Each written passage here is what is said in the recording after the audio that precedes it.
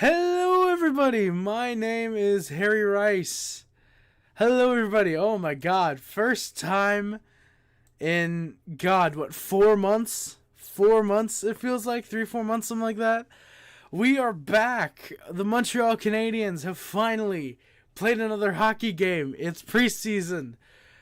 We played the New Jersey Devils tonight, as you can tell by the score above me. Hopefully, I'm hoping that I'm setting this at enough bit rate where you guys can actually still see and it's not compromised or whatever. What a great way to the start of the year, boys. Oh my God, I'm nervous as all hell right now. But hopefully, again, you guys can see the score above me and can tell, unfortunately, we lost the game 4-2. Very unfortunate. But you know what? Hey, it's preseason. These games will not matter in 2 weeks' time if we're generous. We're going to talk about the game. If anybody comes by, we will, of course, talk about we will talk about the game regardless, but we'll talk about the game. Hopefully some people come by. I apologize, though, firstly, before we get into the game, I have lost my touch with setting up live streams, because this is the first year that we're doing it with a special type of setup. I am your host, by the way, Harry Rice. I figured I might as well say that, because, why not? But, yeah, this is my first time with any sort of a different setup than just, okay, go on YouTube, make thumbnails, set everything up, boom. I'm doing this with Streamlabs OBS for the first time during the Habs season. I might go through and I might create all the streams right away, and then the only thing I might do is update the description and the tags at a later time. I don't know. That might be a bit of an easier thing for me to do. Maybe I'll set up the stream the day of the game just to make it easier. Maybe I'll do that. But yeah. So the Montreal Canadiens, we played tonight at home. It was in the Bell Center against the New Jersey Devils. Yeah, so the Canadiens, NZA, the boys are back, and we are gonna fucking this year again. We are gonna fucking this year again. NZA, is that comment? Yes, it is. It is showing up on stream. Let's go. NZA is back in town. I just realized, why is that not... I should set up a different stream chat, because that doesn't... Actually, you know what? That actually looks kind of cool with the chat in the middle like that. Yeah, what I'm going to do, boys, is this is not just preseason for the NHL. Yeah, this is not just preseason for the players. This is preseason for me, too. This is preseason for me, too. I'm going to be, like I said, setting up the all-new stream setup. I had an idea for something else I wanted to do, but unfortunately in time I wasn't able to actually figure out how I could do it, and plus it would have delayed the stream more. So yeah, instead of me coming up about 20 minutes later, I probably would have come up about 30 minutes later, unless I just updated it on stream, which would have been a funny idea. But yeah, so the Canadiens, like I said, they played tonight against the Devils. By the way, let me know how it looks, how it sounds, everything everything in that manner. Very, very much hoping that the stream is not lagging as bad as it was on the last one I did, the Atlanta Thrashers FHM sim, because that was a goddamn disaster. Yeah, by the way, if you guys did not see that, the short that I put out, or the stream, yeah, basically what I did is, I had set my bitrate really high at 8,000 kilobytes per second, so 8 megabytes or something, 80 megabytes, something like that, because I was recording videos. And so basically, yeah, I had set my bitrate high, and I forgot to set it back to a low standard, so that's how the stream ended up coming out. Apparently it was actually fine for the first 5-10 minutes, which is very surprising, but yeah. NZ with the dots, W Harry, hey Lucas, how's it going, man? Thank you for coming by, my good sir. Much appreciated. I forgot to write suck, yeah. I don't know if we're gonna suck. I actually have video ideas. So firstly, obviously the NHL season predictions, but I also have an idea on doing the Canadiens, maybe either a lineup prediction or in general just a where we might be in 3-4 years type of deal. I'm considering doing that. Not 100% sure on that one, but I will consider it though at the very least. Thank you, Lucas, for that on the audio. Much appreciated. Overall, really fun game to watch, mostly because because we haven't watched the Canadiens play in 3-4 months. At least a game live. Some of us have probably gone back and watched old highlights or old games while we were while the Canadiens were taking a break for the summer. Most of us are taking a break for the summer. I gained a good amount of pounds, mostly over my birthday weekend. But yeah, we're like I said, we're back for the Canadiens. I'm going to stress that a lot, so if you guys don't like hearing that, I'm sorry, but I'm going to be annoying. Fucking Canadiens are back. For the first time, I'm hydrated. I'm going to make sure I'm hydrated. I got both water and the remnants of BioSteel, today's sponsor. I fucking wait. BioSteel, you're going out of business. Send me a case of this shit for free. I'll fucking drink it on stream. BioSteel, hit me up. Mike Camilleri, I know you're the creator of this or something. Send me some BioSteel. This is some good shit right here, boys. This is the mixed berry flavor, by the way. That's pretty good. That's really good. You want to, hell yeah, Anzi, I want to know something cool anyone of you guys did this summer. I want to know something cool all of y'all did this summer. I'm going to take a sip of water. Because why not? We're classy. We're going to open the stream with water and not BioSteel. I agree, Lucas. BioSteel is better than Prime. I might have to switch to Prime, though, because fucking BioSteel is apparently going out of business. So, yeah, tonight's game, which, by the way, not necessarily controversy, but just some trouble regarding it. It was not on English television. It was only available on RDS and the radio, if you were listening in on, I believe the Canadiens website, I think, had a feed for it. But the only way you could watch it is by having RDS, which we were lucky enough we legally have RDS. No, we have RDS here, so we were able to watch it. But yeah, it was kind of it sucked, not because of the French or anything, but just we have a service that gives us RDS, and that was laggy. It was running behind. We were like 2-3 minutes behind the actual live game.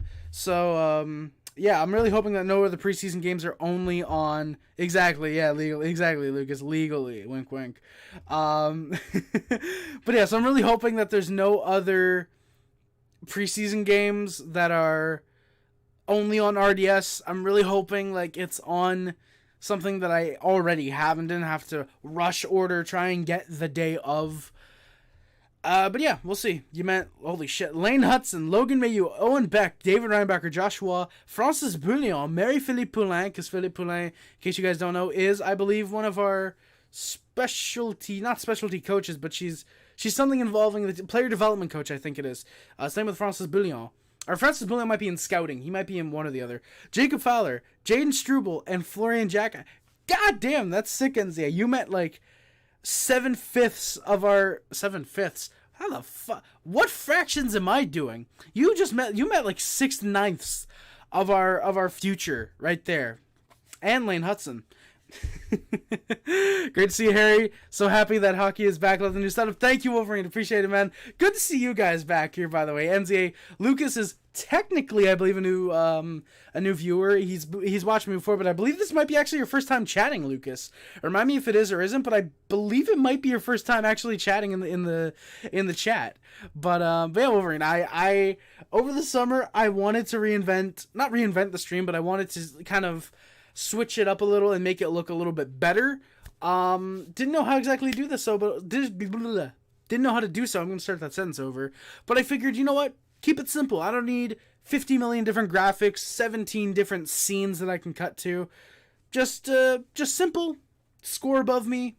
Have the webcam a little bit smaller. Put the chat here. If any of you guys subscribe or send in donations, PayPal in the description, then they'll come up here. If we ever get those members as well, if ever I get a friggin', I believe Teespring is what you'd have to use, but that'll come up here if ever you guys buy a shirt. So yeah, there's that'll also show up. Maybe we'll work some different stuff out. I did want to have some graphics.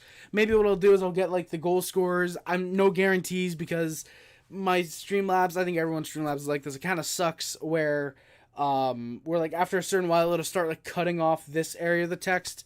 So instead of saying R Harvey Pinard 23, if he has 23 goals this year, it'll start like slowly cutting it off, and it's like, come on, Jesus, like I hate that about Streamlabs. I was gonna go to OBS, but I was like, you know what, their live chat thing seems to be broken, and same with their widgets, which is basically how I'm able to get the live chat and the subscriber stuff on here. Don't you guys love me being back? 10 minutes in, we haven't even started talking about the game, by the way. I missed you guys. I missed you guys a lot. But that's how I'm able to get the things up is what they're called, widgets. And those seem to be broken, so I was like, why not? I'll suffer through. I won't put the goal scorers up. I'm going to tell you guys the freaking goal scorers anyway, so Yeah. Yeah, definitely coming back, Lucas. Yeah. I figured like you might have chatted, you might have been under a different name maybe. I don't know if you had your name there before you, but I know you have been in here before. I just didn't know if you've chatted. Apple Pie, I agree. Pizzetta is indeed very awful. Probably the worst player that the Canadiens have right now. Actually, no, John Parker Jones. No, I love John Parker Jones. He's a big guy. You want to see him do good. I love John Parker Jones. I can't shout him. Michael Pizzetta's on the team. Yeah, Pizzetta, exactly. Do you think Suzuki is capable of hitting 80 points? I think 70 minimum. Definitely Wolverine. I think it's dependent on his line mates and how healthy the team is. Now, this is not me saying that, Suzuki has to depend on his line mates to get points. No. Last year, I think the fact that they put guys like Ullinen and Hoffman and Anderson with Suzuki once Caulfield got hurt and Doc and I was going to say Newhook. We did not have Newhook last year. And Dvorak and all these guys. That we started playing some of the lesser guys with Suzuki. I think actually showed an immense amount of trust for Suzuki that, hey, you're our captain. You're our top player. We know you can make these guys good. And that's probably why his points suffered, because he was trying to make these guys look good. And clearly he did, because Mike Hoffman just got traded for Erik Karlsson. If you look at the actual trades on HockeyDB, technically Mike Hoffman was traded for Erik Karlsson, so that's funny. But technically it was Karlsson for Hoffman if you really look at it in the way that it's posted. But yeah, no. I think if Caulfield's able to have a healthy year, I'm assuming Doc is going to be on that line. Apparently Emil Heineman was getting rushes with them in practice the other day.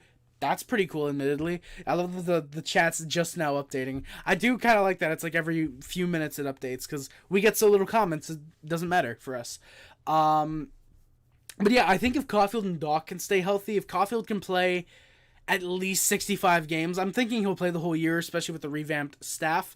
But I absolutely think that Suzuki's definitely capable of hitting at least 70 points if Caulfield has a very healthy season. If it's Doc or Newhook or Anderson or Heineman, if they play him there, I think regardless of his line mates, I definitely think that Suzuki is capable of hitting 80 points this year. I think both Suzuki and Caulfield are capable of hitting point per game. Now, whether that's reliant on Caulfield hitting 40-40 or, say, 50 goals, 30 assists, whichever way you want to put that, a little bit less lenient on one towards the other. And this is a guy who loves Cole Caulfield. This is a guy who loves number 22. Guys who've never seen this jersey before might be thinking, is that a Steve Shutt jersey? No, it is not. I'm not going to show the back, but trust me, it's not a Steve Shutt jersey. It actually isn't. But but yeah, I do think that with Nick Suzuki, I think he's absolutely capable of hitting 80 points. Caulfield, again, it's weird because, fuck it, fine, sons, I'll show the back. You guys want to show the back? It is. I'm thinking you guys can see it. Fucking my leg. I just scraped my leg really bad. Ow, that hurts. You guys can see it's Caulfield jersey. You guys can see it's Caulfield jersey. Oh god, I gotta turn around. You guys can see how thick I am. God damn it, sons. You tricked me again, sons. The pickle-suited man tricked me again. I was gonna say something else, but it would have been really bad. The pickle-suited man tricked me again. But yeah, the references that you guys probably don't get are maybe my favorite part of these streams. But yeah, absolutely. I think Suzuki was capable of hitting 80 points last year, and I think he'll definitely do it this year. Caulfield, I think it's so-so, because, again, he might end up hitting, say, 40 goals, 30 assists, or, say, 45 goals, 25 assists, I think he'll be near point per game, but I don't know if he'll actually, get to point per game this year. In the next 2-3 years, absolutely. When he's, fully elite and fully realized, absolutely. Yeah, from what I saw, yeah, I'm assuming the Ottawa and Toronto games at the very least, that's coming up the next 3 games. At least those I'm assuming will be on TSN. The rest I'm not so sure about, but we'll see. At least I can understand France. Exactly, NCA. You can understand France. Me, I just hear, that's basically what I hear the whole game. It's just pure gibberish. Even though, obviously I know it's okay, yeah, they're saying something legitimate here. I don't know what it is. Yeah, Wolverine, I believe it is a legitimate Adidas. It should be. I think the reason the strings are longer is because they might be, pulled more. Technically, these are supposed to be, I think, up here a little bit. Oh, God, that looks horrible. There we go. That looks a little bit better. But yeah, I'm pretty sure this is an actual Adidas. It feels like a real Adidas. The logo is actually a little bit like weird feel, but again, I don't know if that's just the Adidas, but yeah. But yeah, overall, feels like a real Adidas. I think so, definitely coming back. Pozzetta, yeah, game reviews are back, Suns, hell yeah. Mayo looking like an offensive threat for sure. Apple pie. Also looking like an offensive threat, if I were to say that properly. Definitely looking like an offensive threat. Not the greatest tonight. Was pretty good, I thought. I thought he actually played fairly well. But yeah, I think Mayu definitely is going to get better. If he's going to improve anything like the Prospect Challenge games in Buffalo, by his third or fourth preseason game, if he ends up playing that many, because I know they probably have a home squad and an away squad they're sending out, then yeah, Mayu's probably going to be looking really good by his third or fourth preseason game, and hopefully should look really good in Laval this year. Unless he ends up somehow making the playoffs, I wish. Making the Canadiens, but I don't think so. But I think he will look very solid in Laval for most of the year. I'm going to bust, Suns. Let's go. Love the new look on the stream. Thank you, guys. I'm glad so many of you guys are receptive to the new look of the stream. It's not super change. All it is, again, just my webcam zoomed out and a little bit of a new... This area is definitely new. But I'm glad you guys are liking it so much. Theory, do you think Suzuki could have gotten 80 points? Yes, definitely, Lucas. I think I answered that during the question. But yeah, absolutely. Definitely think that Suzuki would have gotten 80 points last year. What's your thoughts on Slavkovsky today? Apple pie. Yeah, Lucas, yeah, just answered your question, yeah. What's your thoughts on Slavkovsky today? A couple decent spills he took, especially the one after he got rid of the puck and he kind of got tripped a little bit. But yeah, for the most part, I thought he played quite well, actually. There was a couple really good chances he got, a couple good setups. I don't think he got an assist on the second goal, but I thought he played well on that power play. Overall, I believe he was on the first line with Newhook and Anderson. First line minutes, probably not for him right now, but I thought he looked good. I thought he looked calm for the most part. Definitely just like getting back into the swing of things. These are his first games in 9 months, 8-9 months.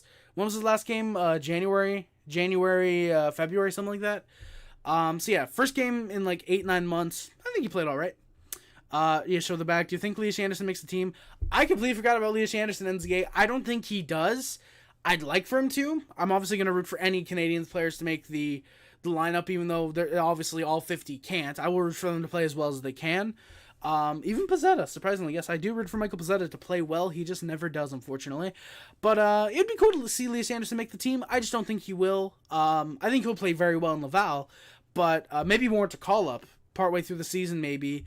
But unfortunately, I don't think he does make the team right off the bat. Zuki's been my favorite since his rookie season. Yeah, Wolverine. He kind of grew. He kind of grew on me throughout the rookie year. Not like I hated him when he first came in the lineup, but just I didn't know what to think of him. I didn't know what type of player he was when he first got into the lineup. But by the end, it was absolutely like, oh yeah, this dude's pretty solid. He's going to be really good. I'm glad we got him for Pacioretty. And now he's our captain. So we traded our former captain for our current captain. Thank you, Vegas. Common Vegas L. Batty, thank you guys for the thick comments. I appreciate it a lot. I'll be sure to set up the Fansly very soon. God damn it. Is that I just read that. Thoughts on Softs today? I just read that. Really funny when I'm watching a... Yes, that's exactly. Just and you just hear it's like, okay, thank you. I love the French broadcast every time they say Il est but. That's the only reason I would watch the French broadcast for right now. If I started learning French, then maybe I would watch it a little bit more. But yeah, I love that. But yeah, no, it is kind of funny. Randy, how's it going? Good to see you in here, man. Thank you for coming by, my good sir.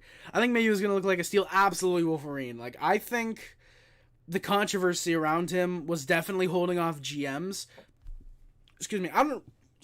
I still don't know if he would have been necessarily a first. I feel like a lot of the talk was that if the controversy wasn't around, he probably would have been. Would have been a first rounder, probably still a late first rounder.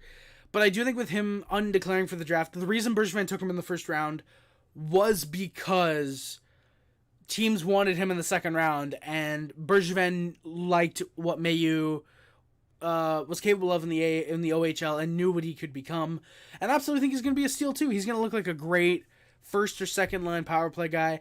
It's funny that Mayu realistically could be a first line power play guy, but because we have Lane Hudson and we probably will want 4 forwards, 1 defenseman there, he might be relegated to the second unit with like Reinbacher maybe. It's kind of funny that like Mayu could easily be, or maybe they'll switch. We'll see. Maybe some nights Mayu is hotter than Hudson. He gets first unit. We'll see. We're still talking probably 2-3 years down the line. I think Mayu might end up making it next year. It'd be awesome if he made it this year. Obviously, I'm rooting for, like I said, every Habs prospect. But yeah, I think he's going to turn to a steal for sure, no matter what. Montembeault, yeah, of course, Randy had to bring that up. Montembeault, second goal thoughts. It's a freaky bounce. Yeah, so basically, guys, in case you didn't see the goal, I would play it here, but I'm worried the NHL is going to terminate my channel like they did the old one. But yeah, so Montembeault, in case you guys didn't see the goal, what I'm going to do is I'm going to demonstrate it for you guys. So, like, say I'm Montembeault. Say the chair is my net. I'm not... Well, okay, maybe that's not a good comparison because Montembeault's not as big as the goddamn net. But, like, say, like, this is the net. Say the stream... Say the area I'm in is, like, Why am I doing a wide willy right now? But, like, say this area is the net. Montembeault is, like, kind of leaning over here. I gotta, like, try and proportion myself to where the stream is and where the goal actually happened. Shake that shit, I will. But, yeah. So, basically, like, Montembeault was here. And it was on the... PK. Jersey was on the power play. I thought we were on the power play for a second. Nemec shoots it in, and it takes a bounce, and it goes off Montembeault's skate or pad up onto his arm, fucking, like, fumbles around, and it's in the fucking, it's, like, right behind him. So, like, Montembeault feels it, and he, like, fucking shakes around. And the net gets in the net. That was really funny what I did. I don't know what the fuck I did. But, like, yeah, fucking lining up as a linesman. Harry teach you karate. I will teach you the arts of the karate. But yeah, so, I mean, Montembeault definitely should have been hugging the post more. But one, it's preseason. Who gives a shit? Are there certain goalies I would flame and joke about if they allowed that goal? Yes, absolutely. Andrei Vasilevsky, Igor Shesterkin, Martin Jones. I think everybody would flame on Martin Jones if he allowed that. Jacob Markstrom. There's certain, like, meme goalies that I absolutely would. Do I care that it's a Canadiens goalie? Not really. It's preseason, you know. That didn't end up being the game-winning goal anyways. The game is still lost. It's a 3-2 game still if you take away that goal. So yeah, he definitely should have been hugging the post more, or at the very least trying to come out and play it, because then at least if he comes out to try and play it, even it might end up still being empty net goal, because I think there was a Jersey skater coming through. But still, I'd like that's a goal Montembeault wants to have back for sure. Again, it's fucking preseason. It's not like I can go all out, you know, because again, it's preseason. The goal is literally not going to matter in a week and a half, 2 weeks. So, you know, nah. Does your jersey have a prime green logo on the inside of your collar? I did get it 2022. It does not actually. I don't know if you guys can see, like right there. Like kind of like right there-ish. That's not prime green.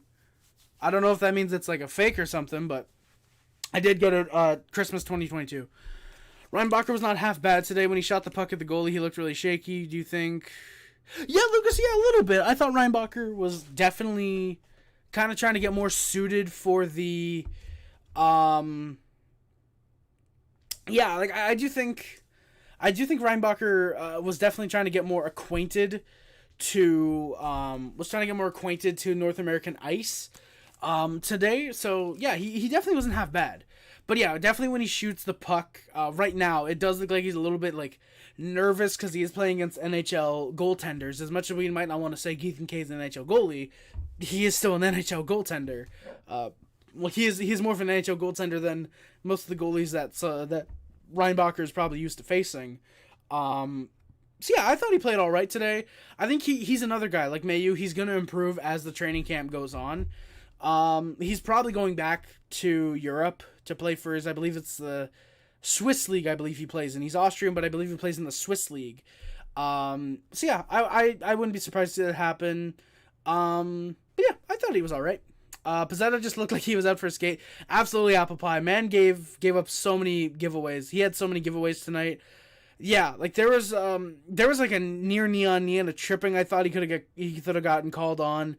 Pizzetta looks like he deserves to be in the ECHL, honestly, right now. Like, I want to root for Michael Pizzetta. He had the training with George Larocque for his fighting. I thought he should have improved his overall game before he focuses on his fighting. If fighting is the only thing he's good at, he's still a dog at fighting. I think I calculated in my Discord his fights and win-to-loss ratio, and I think he's won 2 out of 18 fights. He's like 2-15-1, something like that. Yeah, the man cannot fight. And, yeah. What are you hoping to see out of David Reinbacher this year? TC, good development, a good season in the Swiss League. If he makes the NHL, I think 5 goals, 20 points is a respectable, 15-20 points is very respectable to ask for, especially out of more of a two-way defenseman like Reinbacher. Good defensive play is really my main thing aside from development. I want to see very good defensive play out of him regardless of where he is. And that's kind of really what I'm looking for. Not like a whole lot, but good development and good defensive play with maybe 5 goals, 20 points if he makes the NHL. That'd be cool. Yeah, that's the difference between me and you. What's the difference between me and you? I will always pray on Scott Mayfield's downfall. Yeah, I can at least root for Pizzetta to try and improve his game. Just, he very often does not. OMG, thank you, Sons. Thoughts on the Zegras low ball by Anaheim? It's a massive low ball, Wolverine, for sure. I think on a 2-year, he should still be getting 5.5, 6.5, something like that. And then on the next contract, probably 12, 13 million. Especially considering how he's probably giving up money by taking that 2-year. Even if it does mean he makes more down the line, by not taking, say, a 1-year, he absolutely could end up getting more money. He could end up getting more money down the road. I think by giving up that extra year, he is costing himself money. Because say the 2-year, $4 million deal he takes, well, okay, if he plays great in those 2 years, he ends up getting $11 million. Who's to say next year when the cap goes up, teams aren't going to massively overpay for certain players because the cap goes up, say, $4, $5, maybe $6 million is what is expected to go up by, you know, and Zegras, say, gets $12 million on an 8-year deal, you know? Who's to say he gets that instead of, say, $11 million on a 7-year deal, which could be the difference between about, what, $20 million? Because you're losing that million, about $17, $18 million. So, yeah. You know, funny how excuses come out from Montembeault. Wait, what? Oh, that was a comment that got, not removed, but yeah. Funny how excuses come out from Montembeault, yet if it was Jake Allen, you would have chewed him. Did I make excuses for the goal, guys? Because last time I checked, I was explaining how the goal went in, and then I said Montembeault should have had the post. You know, and then I explained it saying I'm not going to talk about it too much because it's fucking preseason. You know? It's like how I'm not going to talk much. Like if I were a Canucks fan, I'd be pissed at yesterday's result. But I'm not going to overly dramatize the 10-0 loss. Calgary had majority NHLers in their lineup. And the Canadiens, the Canucks had what? Mostly their AHL and like CHL type of guys in there. Like, I don't know. That's the thing is like the Canucks, if this were like, I can't even say if this game were like that, but if I were a Canucks fan and that game is 10-0 for the Flames, again, it's preseason. Well, yeah, it's probably telling of how our prospects haven't developed right now. I'm still not going to overly criticize that game because truth of the matter is the Flames played so much better. Archer Silovs is 2 to 3 years away from being in the NHL at least. I like Archer Silovs. I think he's going to be a very good NHL backup. But he's still 3 years away from being an NHL goaltender.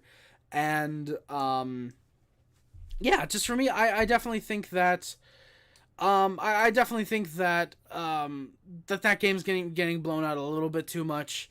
And yeah, like from what I haven't looked much on Twitter, but I'm assuming Habs Twitter is just like, yeah, that's just a freaky bounce on Montembeault. I guarantee a good amount of Habs Twitter is probably reacting the same way as me. In terms of those goals. Sorry, boys. I'm just trying to see. Yeah, okay. I do have no. I have the Wi-Fi on my phone. I did turn it off. That's good. Ian Ortap, how's it going, my good sir? Thank you for coming by, my good sir. Much appreciated. Harry teaching karate. Slav, let's go, Lucas. How's it going, my guy? Lucas, the Sokol specialist. How's it going, my good sir? Wall looks good. Yes, he does. Salty Wings, an Avs fan. Absolutely, man. I was a big fan of Watson. I thought he had some great looks. The goal definitely helps his case. First goal of preseason, and really, really solid one. He's able to get open. He does a lot of right things offensively. I noticed on one of the power plays, he was getting open on the right circle, making sure no one's around him, seeing he can get a good shot off. Like, Waugh played very, very well tonight. He's absolutely my number one. If there's gonna be a guy that makes the lineup because Dvorak's out for the first month, it's Joshua Waugh. Josh Waugh is absolutely the guy right now. He's absolutely the guy for me right now that makes the lineup if Dvorak's out for the first month at least. Who's doing that with me? Lucas, what are you talking about? Unpopular opinion, I may get hate for this, but I think Zegras is overrated. But I'd say he's more worth $7 million or Caulfield money, maybe. Yeah, Wolverine. I think that's fair. I really like Zegras. I really, really like Trevor Zegras. It's definitely his hands that, for me,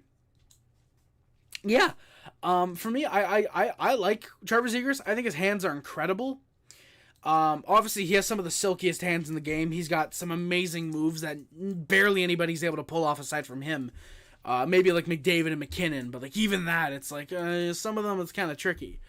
I definitely can see people thinking he's worth $7 million or 7.85 like Caulfield got, or 7 whatever Caulfield got exactly on 8 years or 7 years. But keep in mind as well, Caulfield took a very team friendly deal. He could have gotten $9 million if he really hassled. So I think with Zegras, with Trevor Zegras, the deal with him is that you have to be careful to not piss him off to the point where he doesn't want to come back. The Leafs got dangerously close to that with Nylander before they gave him 9.5, whatever he wanted. And notice, he's arguably been the best of the 4 Toronto guys in the playoffs. I actually really liked Nylander in that series against Montreal. I thought in the 2022 playoffs against Tampa, he was really damn good. And even last year, in this past year's playoffs, I thought he was pretty good. He didn't lead the team in points, I don't think, but I like Nylander a lot, and I think he's pretty good. Good enough for the Canadiens to trade for him? No, but plays well enough. But yeah, I absolutely definitely get how people think Zegras is overrated. I would probably go $7 million on a 3-year bridge deal, and then give him that big boy money if he's worth it. But yeah, Zegras at Caulfield money, I think right now is very, very fair, for sure. Very fair. Though keep in mind, again, with guys like Matt Boldy and Dylan Cousins, I think it was in Buffalo, some guys are signing for the potential of what they will become. Matt Boldy is betting on himself being a 40-goal scorer. Dylan Cousins is betting on himself being an 80, 90-point player a season.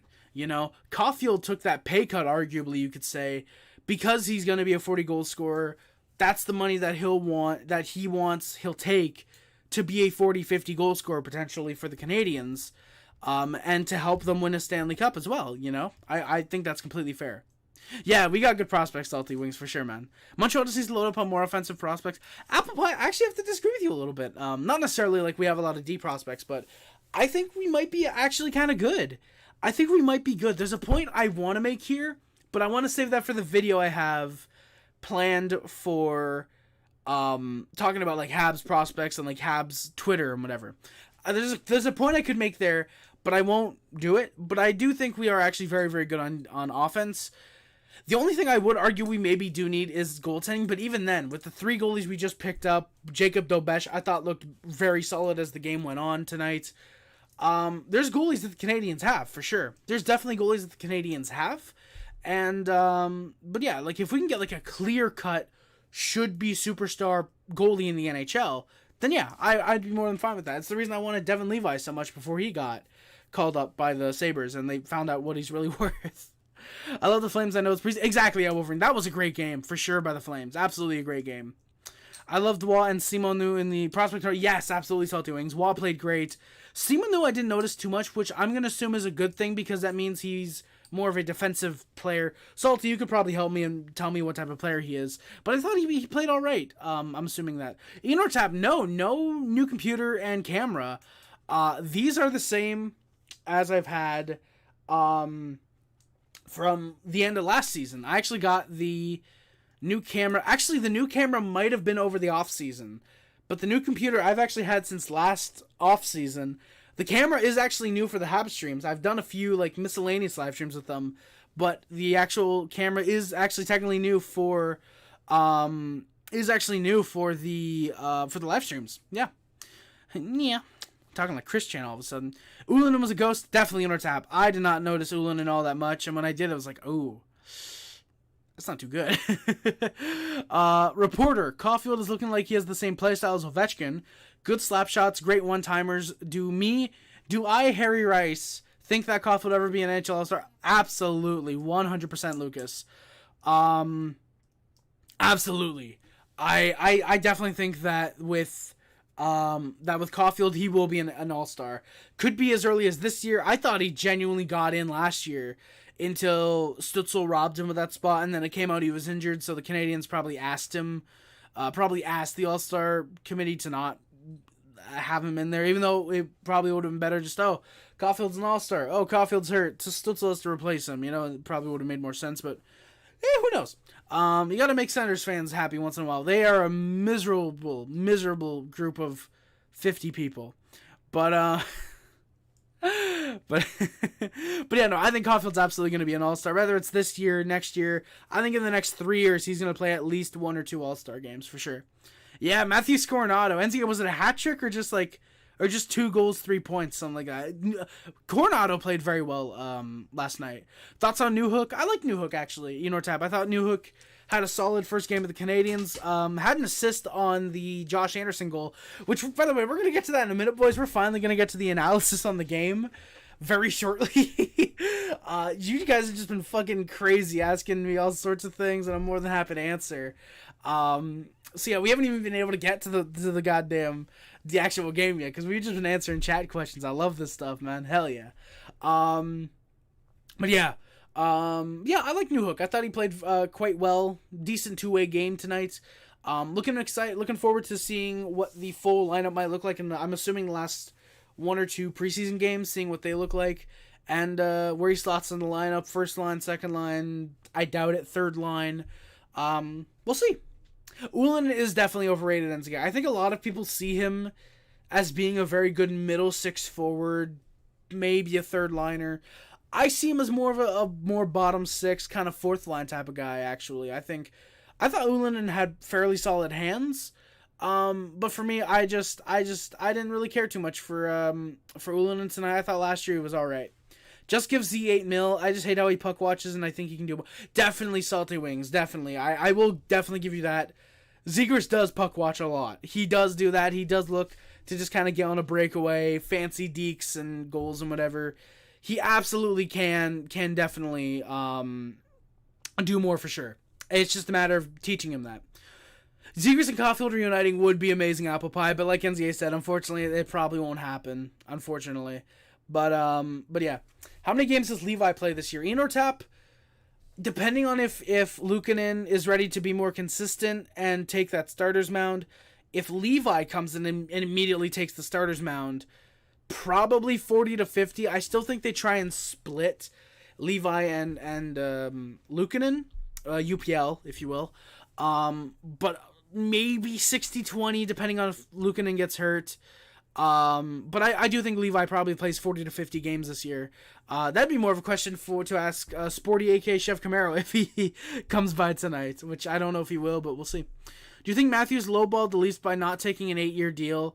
People make up a good point, which is why I think you meant to say, they make a good point, which is why players like McKinnon, Draisaitl, and McDavid get 8-year deals. Absolutely. I think Matthews only signing 5 years, which is funny because back in the 90s, a 4 or 5 year deal, oh wow, he signed long term with the team. Oh my god, that's so cool. That's awesome.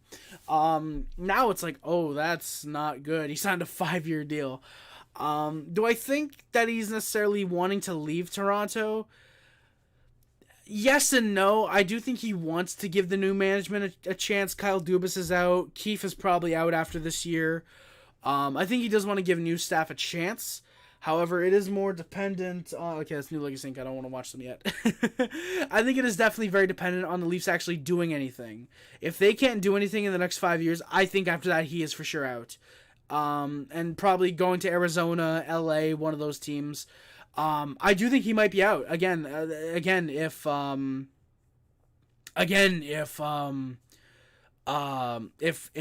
Matthews, if the Leafs don't do anything, Matthews is probably gone.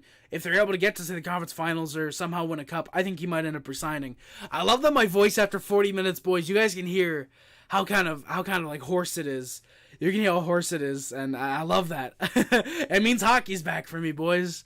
This is the first time learning about Simonu for me. Really, Salty Wings. That's kind of surprising. You usually want to be really good at prospects. That's kind of funny. Matthews and Marner get 4 to 6. I'm gonna fucking. Matthews and Marner. There we go. That's a little bit better. Get 4 to 6 year deals. I wonder if those players only care about money rather than winning. Absolutely, 100% Wolverine. Absolutely, they do. Why else would Matthews, not leave to go to Arizona and help them win? Like, could he make more money? Yes, but think about what Toronto is. Toronto is what some consider the heart of hockey, wrongfully consider it that.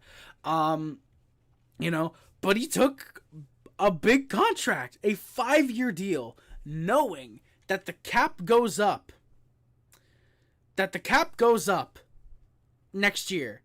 Where it's going to be at in 5 years will be the best time for him to cash in. He's going to be, 30 in 5 years? Something like that? 28, 29? Dude can easily get an 8-year deal, $13 million, something like that. He can easily just, okay, I'll take a 5-year deal, and then boom, cashes in after those 5 years. To fully complain about Mayhew's open ice hit, what was he expecting, a tea party? Eat or tap? I don't know, man. I didn't see Toffoli complaining. I to answer a question I saw, not exactly, didn't see the whole question, but I know Jack hit him pretty well, and they were exchanging words. I didn't see anything with him and Mayhew, but if he complained, then yeah, I mean, to be fair, it's preseason. I'd assume he thought it'd be a little bit, guys would be taking it a little bit easier since it's preseason, but like, he has to know Mayhew's trying to get a job on the NHL team right now. Salty Wings, I hate most Sens fans too. Shout out Lucas C in the chat, boys. Let's go. Apple Pie, I'm absolutely glad we have Pearson over Pizzetta during the season for sure. He is him for sure. How's Reinbacher? Like Tap said, sturdy, dependable. Thought he played a very pretty good two-way game, more defensively sound. Let's talk about Toronto for just a second.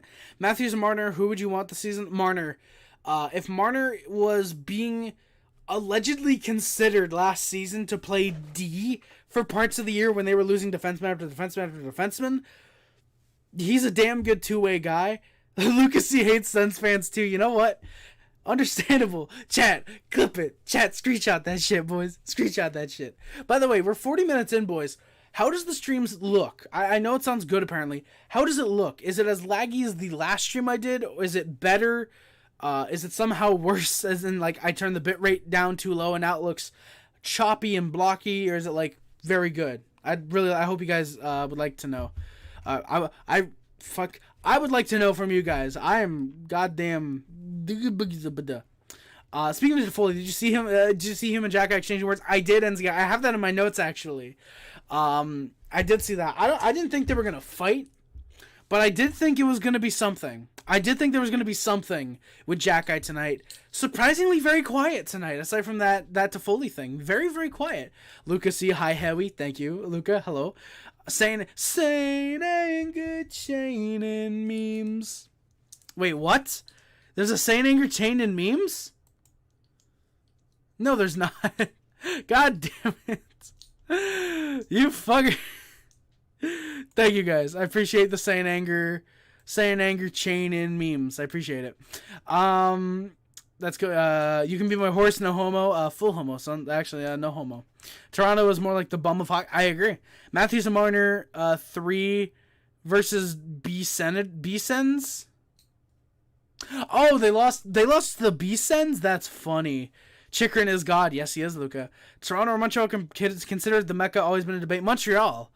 Montreal has been the most historic team in hockey. They were the team that almost started hockey, you could argue. There's such prestige. There's a pedigree to playing for the Canadiens. They have the best history. Like, mwah. Like, come on. Like, how can you not think Montreal is the mecca of fucking hockey? At least in Canada. I hate Sens. I just read that. Which rookies are you excited to watch besides Connor Bedard? Salty Wings. Obviously, any Canadiens prospects, I feel like that's a given. Brant Clark. Luca does bring a good one up. Brant Clark. Aside from that, I don't know. How many rookies are going to be coming up? I feel like Buffalo. I don't know if Zach Benson makes the team right away. But I know there's one guy for Buffalo that's supposed to make the team apparently, and he looks interesting.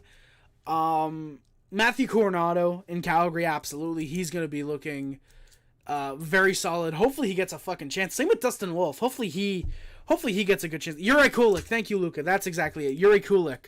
That's the guy I'm going to be looking forward to seeing in Buffalo. Yuri Kulik. Matthew Coronado, Dustin Wolf in Calgary. God, I'm trying to think team by team. Colorado, Columbus, Dallas, Detroit. Sebastian Cossa, just see how much of a shit show he might be. That'd be really funny. That'd be really funny if that could happen. Yeah. Logan Cooley, yes. Logan Cooley in Arizona for sure. Luca, I completely forgot about Logan Cooley. That is very true. Logan Cooley is going to be interesting to watch. Any Sens prospects that make the lineup this year is going to be really cool to watch. I would say JJ Moser, but he's been in the NHL for 3 years already, so I can't really say him. But I'm excited to see JJ Moser's progression because I really like JJ Moser. Edmonton, Florida, LA. So yeah, I'm trying to think of more teams or more prospects. I'm still considering Critton Byfield a fucking rookie because the dude's done nothing in the NHL. Yeah, I want to see him, how he does. I can hope that he is him. Jesper Wallstedt, I don't think he makes the team with Fleury and Gustafsson, but if he ends up getting any games, I'm excited to see him. Yaroslav Askarov, I think he's supposed to get the backup role in Nashville. I'm very excited to see him with that. Ottawa, obviously Tyler Boucher, first line left wing coming up this year. I'm excited to see that. No, I want to see Tyler Boucher next game. I want to see Jack I fuck the shit out of Tyler Boucher. Why did I say it like that? Why did I say it like that? Thank you guys. Let me know the stream looks better, by the way. I much appreciate that. Very, very happy to know that. Can you guys read the chat, by the way? Because if you guys can, I might do an FHM stream this upcoming week. Maybe an FHM stream. I don't know. We'll see. Most Sens fans suck. They just think we're gonna win the cup, and like I'm gonna be happy. Exactly, Luca. Like Sens fans, like whenever they make a move, it's like, oh, this is gonna get us the cup. This is gonna get us the cup. You know, but it's like, no, you're not the Kings acquiring Marian Gaborik. You know, Jack Iverson Reeves is coming. Yes, it is apple pie. Hopefully Reeves does play in preseason. I kind of don't want to see it in preseason though, because I don't want the first Jack I Reeves thing to, you know, just in preseason. Like I want to see that shit opening night, because I believe opening night should be the Leafs, like it usually is. I want to see that shit opening night, like fucking first shift that they get. Jack I and fucking Reeves drop the gloves. That's what I want to see. Opening night, first shift. Leafs fans are worse than us. That is very true, Nick. I will give you that. Not gonna lie, I would love to work. Oh, dude, me too, Salty Wings. I don't give a shit about the media. I can't even speak. Jesus Christ. Jesus Christ. I'm sorry, guys. I can't even speak a lick of French. And, like, I want to work for the Canadiens. Like, I don't care if it's fucking rookie player development, scouting. I can be like a media guy. I don't even give a shit. I want to do something for the Canadiens, which probably does not sound good because of what I just said accidentally. I apologize for that, boys. Toronto is the large intestine of hockey. I agree, Suns. Not really needed, kind of just there, and kind of a weird thing to exist. Yeah, but we both suck like Sens, Habs, and Leafs all suck, but have a few going on. Exactly, Luca. Exactly. Montreal already proved being the Mecca. We are the kings of the North. We are the champions of the world. To go back to 1928. This class is too stacked for sure, Salty. Like it's funny that like you take out Connor Bedard and it's very open. You put Bedard and it's like, oh yeah, no, Bedard's winning the Calder. Like it's gonna be Bedard. Like come on. But like you take him out, it's like, can I wait until 2 months in to make a prediction? Like you cannot make a prediction if Bedard's not in this rookie class. Definitely in our tab. I do need a little bit more Habs paraphernalia. Like I definitely should like take time. The issue is that these are DVDs. So if I want to watch a movie, I gotta move the Habs thing, and I'll pull out the DVD. Or if I ever want to reorganize, I gotta take all the Habs stuff down, put it up. But yeah, I don't know. Maybe I'll do that. Maybe I'll bring in some of like my Canadiens figures I have, put them up. Maybe what I should do, boys, is get a green screen. Get a green screen, set it up, and then just like in the background, like here, get like Habs paraphernalia. That wouldn't even. That's not even like a possibility though. Like realistically, is it a hair stream for the Habs if I have a fucking green screen? But who's to say I'm not like Geno Samuel and take a picture of the background of what this is and put myself behind there? Big brain. You don't know unless I go to interact with the background and it starts fucking waving like a piece of paper. Yeah, Kulik's to make the team. Yeah, Quinn's out, 3 months, unfortunately? Sens fans think they're the center of the hockey universe this year. Their team will end up getting overhyped in the... Oh, absolutely, Wolverine. Like, Josh Norris is going to play 15 games at most this year. Yeah, Alex DeBrincat, he's gone. Vlad Tarasenko's going to score maybe 20 goals. Brady Tkachuk's not going to take that next step. Tim Stützle is going to continue to be the world's best flopper. And not draw penalties. Yeah. Easton Cowan. Dude, by the way, guys, if you guys have not checked it out yet, go back and watch. I did a stream for the draft with Luca and like 5 other guys. There was like so many people that joined that stream. But it was me, Luca. There was a couple other people. I think Sporty joined in for a little bit. Fucking Luca. Shout out to Luca C. Motherfucker called the Leafs taking Easton Cowan. Like, the dude called that shit. Go back and watch that stream, because this dude called it. I hope Dumas or Malatesta play this year. Nice salty. I know Dumas, but I don't know Malatesta. Every damn reporter said we have a chance to make the playoffs, so stop hating on our fan base. Go sit and watch games in your basement, Luke. Nick, he's a fucking Sens fan. Boucher will probably never play a game for a day of it, Luca. Let him play first line. Byfield looked good in Australia because he finally has a top 6 role. I think he has chemistry with Kempe. Really salty wings. I mean, it would make sense. But again, like, how do you fit that? Do you move Byfield to the wing? Because, like, you got Kopitar, Dubois, and Deneau as your 3 centers. Do you move Dubois to the wing and play Byfield second-line center? Do you play Byfield first-line center with Kempe? Well, I mean, actually, no, you can't because you got, like, Fiala and... I just had their name in my head. Arvidsson. Do you play those guys top line? Like, how the fuck do you, like... How do you work that to where you get Kempe and Byfield playing together where it feels natural? Even nonsense fans think they will be solid this year. Exactly, NZA. So cheer just proving your point. Exactly. Bitch, please, they will not even be... True, NZA. James Toop, damn, Habs got smashed as expected, though. I mean, James... How them Leafs doing, my guy? How them Leafs doing? Yes, the NZA, the dumbass is back. Let's go, baby. I'm a little French Canadian on my grandma's side. I'm good. Let's go, baby. Hell yeah. Wait, fuck you mean you don't need your large... I thought that's like something you don't need, sons. I thought that's something you don't need. Like you can get your large intestine removed. Am I not? Is that not my large intestine I'm thinking of? So who was a good Habs prospect? Need him for something. Faggio. Joshua. Tonight, Joshua, David Reinbacher, Logan Mailloux, Jakub Dobes, which, by the way, we will finally get into the goddamn game analysis in a minute. Ottawa's the best team to watch. They are a lot better than the Habs. Oh, I forgot you're a fucking trashy Sens fan. Luke, buddy, we haven't made the playoffs in the last 6 years. We finally have a team to do be in the... The Senators making the playoffs. Oh, that's funny. Also, Nick, remember when all the reporters said Leafs in 5 over the Canadiens? Yeah, that shows that the reporters know what they're talking about, don't they, my guy? Habs suck, Sens are better. We actually have good prospects. Alex, why are we getting so many retarded Sens fans coming in here? Like, Lucas sees the only good Sens fan. I was gonna say Oakley, but Oakley hasn't come in here tonight. Why is Lucas C like the only good Sens fan that's actually come by tonight, my guy? This guy always has the worst takes. Ottawa's way better than the Habs, which explains how you've made the playoffs 0 times in the last 6 years. The Sens army rolling, dude. Apple Pie Sens army. There's more fucking infighting with them than the goddamn U.S. military, than the U.S. government. I swear to God. Melatessa was the Memorial Cup MVP. God damn.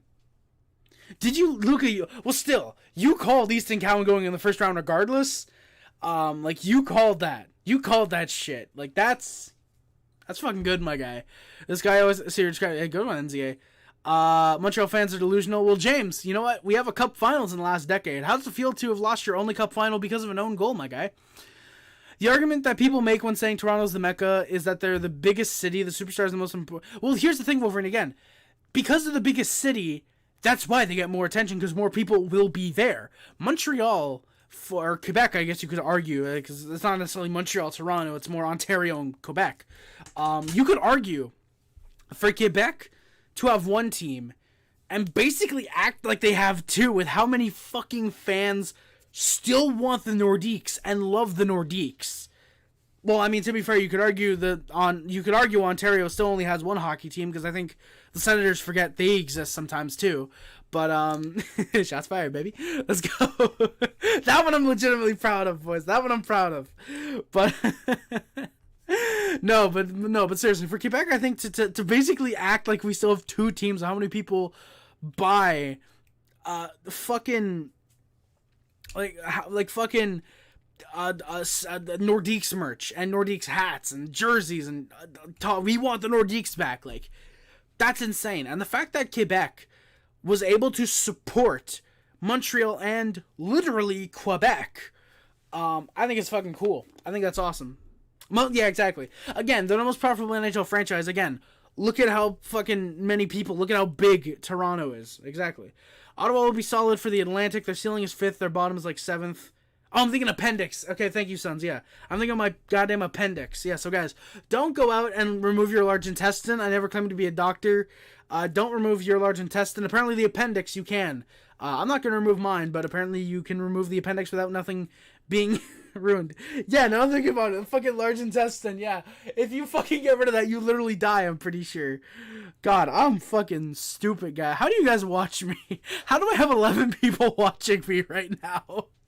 How do I have so many viewers? Thank you guys, though. I appreciate it. I'm assuming I give you guys a good bit of humor. I appreciate that. So it's 4-7. We're not going to be worse than the Wings. That is true, Luca. That is very true. 5th, 6th, 7th. Yeah, that is very true. That is actually absolutely very true. The Wings are do exist. And also, I will keep in mind, the Bruins got really bad in the offseason.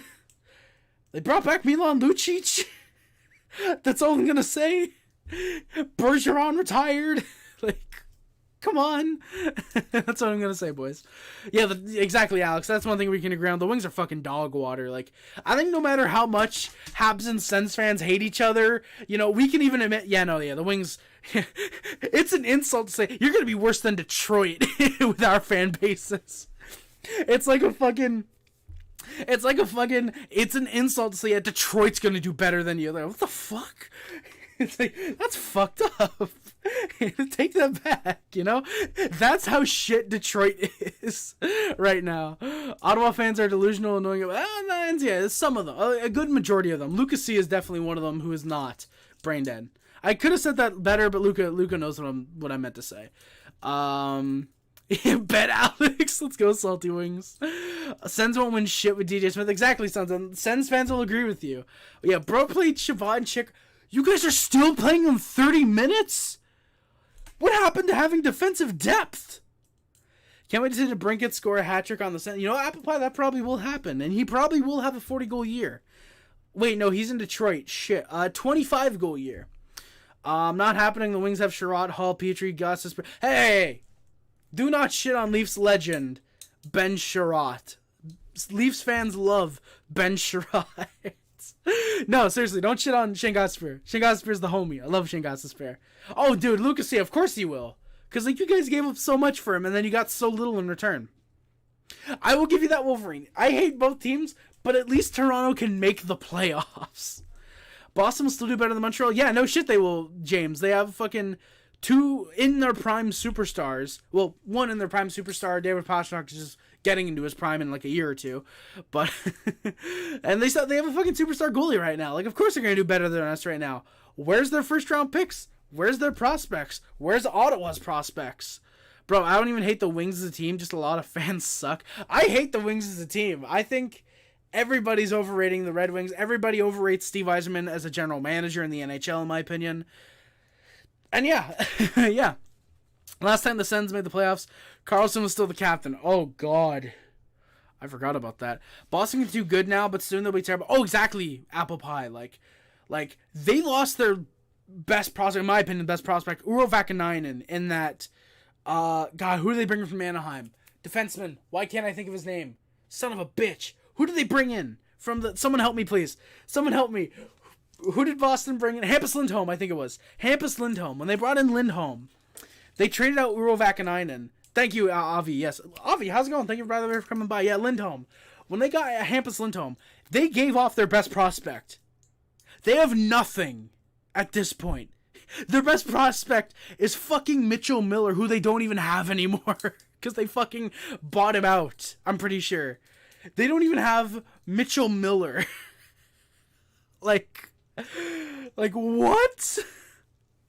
Like, God, the Bruins are going to be trash. They're going to be trash. I completely forgot they had Fabian Lysell, Salty Wings. They have one good prospect. They're going to be trash in 3 years. They're going to be trash. Garbage. They're going to be fucking bottom of the fucking Eastern Conference in 3 goddamn years. And I say that because I've been chain smoking for 25 years. Alright? It is just Jesus. You know? Avi, how's it going, man? Thank you for coming by. Oh, God, I gotta get through these comments quicker. Holy shit, you guys are typing a lot. That's why the Atlantic is tough to predict, because you know the top 3 from Boston to Detroit. It's gonna be hard. We know the top and we know the bottom. Just the middle is hard. Exactly, the middle is hard.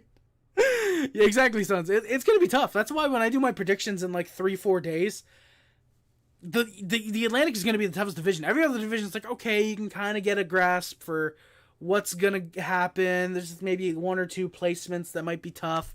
The Atlantic, it's like, I don't fucking know. You know, like, take your goddamn pick. You know, like, you can have Boston, like, 5th or 6th, or you can have Boston 2nd or 3rd. Like, any of that could be reasonable, genuinely. I do think Boston probably does make the playoff as a wildcard team.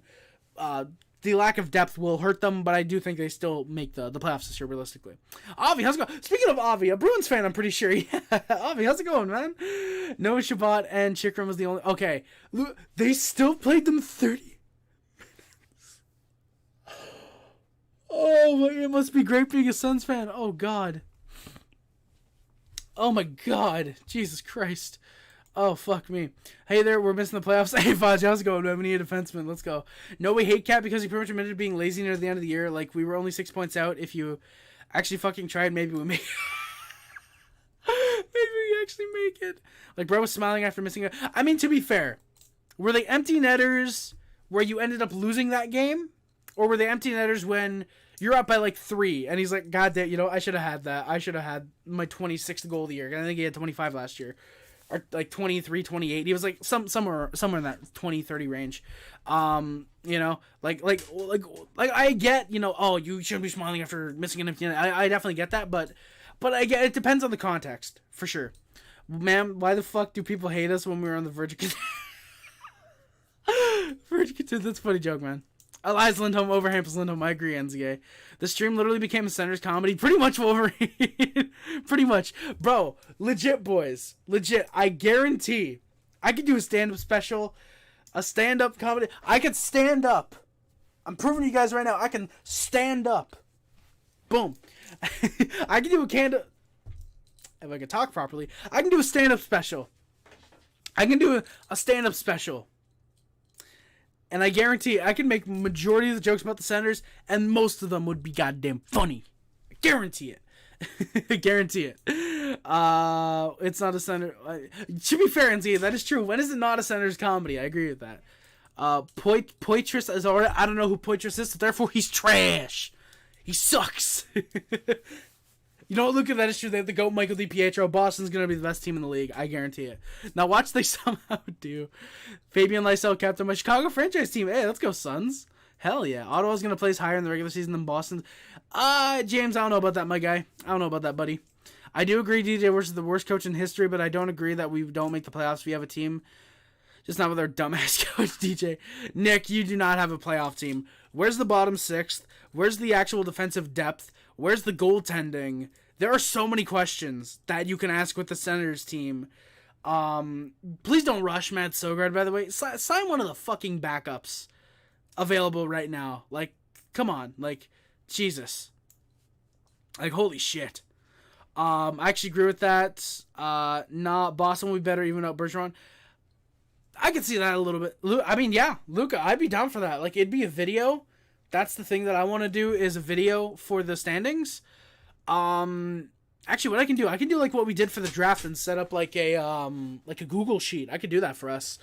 I'd absolutely be willing to do a co-prediction show if you want to do that with me, Luca. Absolutely. Boston looked terrible against the Sens. Alex, I don't know about that. Iowie. Hey, Lucas, how's it going, my guy? Bro, apple pie. Develop Pierrington to a 30-point scorer. Haven't touched that franchise mode all summer. Jesus, why is he so dummy thick? Because I am dummy thick, boys. I don't know why I did that, but yeah. Okay, how come Montreal got pounded? We lost by literally 2 goals, my guy. And Ottawa beat the Leafs twice. What were the goddamn scores again? What, like 4-3, 3-2? NHL preseason. Let me look it up right now.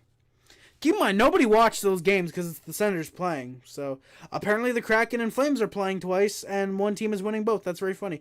Yeah, see, like, okay, James, it took overtime for you guys to beat the goddamn Leafs today. And I want to say it was yesterday, was the other game. Yeah, it took you guys a goal. You guys beat them by a goal. Like, don't act like you fucking won 9-0 or 10-2 or something like that. Like, don't act like you fucking beat those guys senseless. Like, come on. Where am I? Bro, we have Kemper, we have Kopasalo, and Anton Forsberg.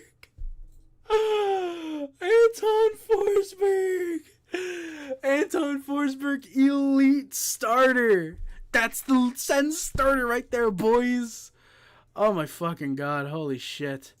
God, you are not chilling, my guy. Do me a favor and search up Hiroshi Hiranu. I really hope I didn't just say like a Japanese slur. Hiroshi Hirano, ice hockey player. Oh, you forgot the H in his name. He's 28. Okay. Hockey DB from Tomakome, Japan. 6 foot, 216 pounds. He's in the NHL games, apparently. He's been in them probably since 19. He's probably in this game, actually, then, that we're on the Sim League in. Join the Sim League. Join my regular Discord in the description below. If you want to join the Sim League, just ask. Yeah. Okay, what about him, Fagio, by the way? What about him? Because I would like to know what's so funny about that dude. GOAT prospect. He's 28, Fagio. Gonna get ready for that Ilya Sorokin carry? Hell yeah. Exactly, Lucas. Kopi and Forsberg ain't it, bro. Alright, I'm gonna try and speed run through these comments because holy shit, I gotta Whew, I gotta get through these. Holy shit.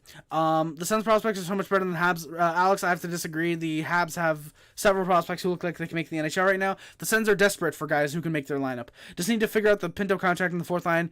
Pretty much, Luca, I kind of agree with you there. Greg Pinto, Kubalik isn't good third line once Pinto is signed. Kubalik does not look like he can be anything more than a 20 goal scorer. Ridley Gregg is still unproven, and Shane Pinto, admittedly good third liner, but again, not an ideal start to a bottom six. Anytime somebody says anything positive about Ottawa, he always gets assaulting. No, I don't, James. Again, I just said that Shane Pinto is actually a pretty decent top sixer, or top sixer. Jeez, fucking you guys wish. Middle sixer. Josh Norris would be a genuine 40-goal, 90-point scorer if he could stay healthy. Kopi's mask alone makes him. Oh, I don't think I've seen his mask then. Want to hear it? Thank you, Wolverine. I appreciate that. James, keep coping. Well, your name is James, so I don't need to cope. I think you're the one that needs to. Kevin James. I watched the first of the Habs game, the first period until Monday Night Football came on. You know, fair, Sons. Understandable.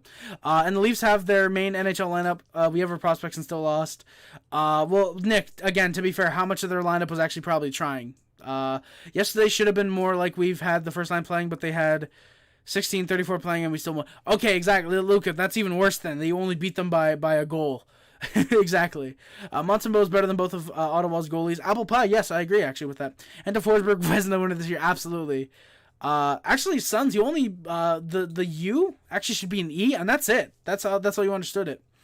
That's all you misspelled. Monty's underrated, but no. I respectfully, yes. Big W for the Jets. Zach, how's it going, man? Thank you for coming by, my good sir. Holy shit. I did not see the Jets game. I know they won.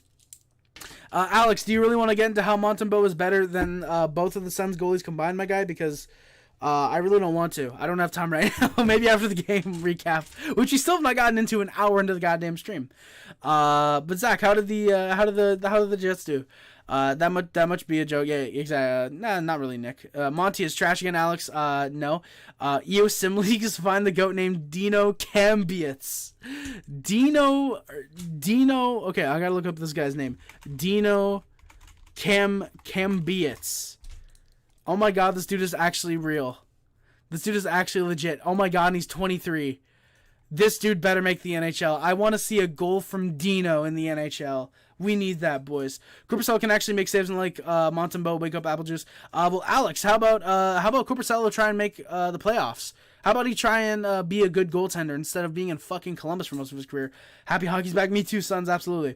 One comment makes somebody exactly apple juice. DDT. Let's go. We got the DDT boy in here. DDT. It's fucking Zach Nolan and Peg City. Let's go, boys. Hell yeah. 1-5-0. Holy fuck. You know, I gotta look up the preseason again. I gotta see who you guys beat. It better have been some, like, shit team. Oh, shit. How's it going, boys? Zach, fucking Peg City, DDT. We got all the boys coming here. Sons, Lucas, fucking... All we need now, Luca. All we need now is goddamn Sporty. How you guys doing? Oh, my God. Corpy over Monty over Forsberg. Just based off, I think, off how long he's playing, I would actually give the edge to Corpy there. But definitely Monty over Forsberg for sure, man. Nemec scored from the half blue line. Shot from the half blue line and scored. Nick, it's preseason. Who gives a shit? That probably happens in every game on the Sens goalies.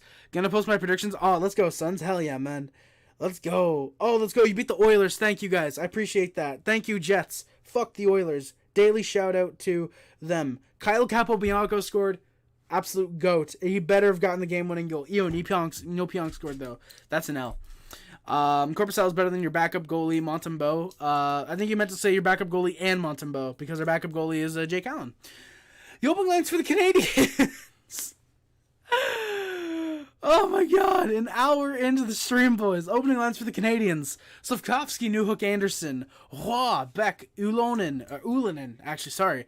Pizzetta, Stevens, Farrell, Simonu, Condada, and Laguerre. Actually, what I could do is give the opening lineups like here. That'd actually be interesting.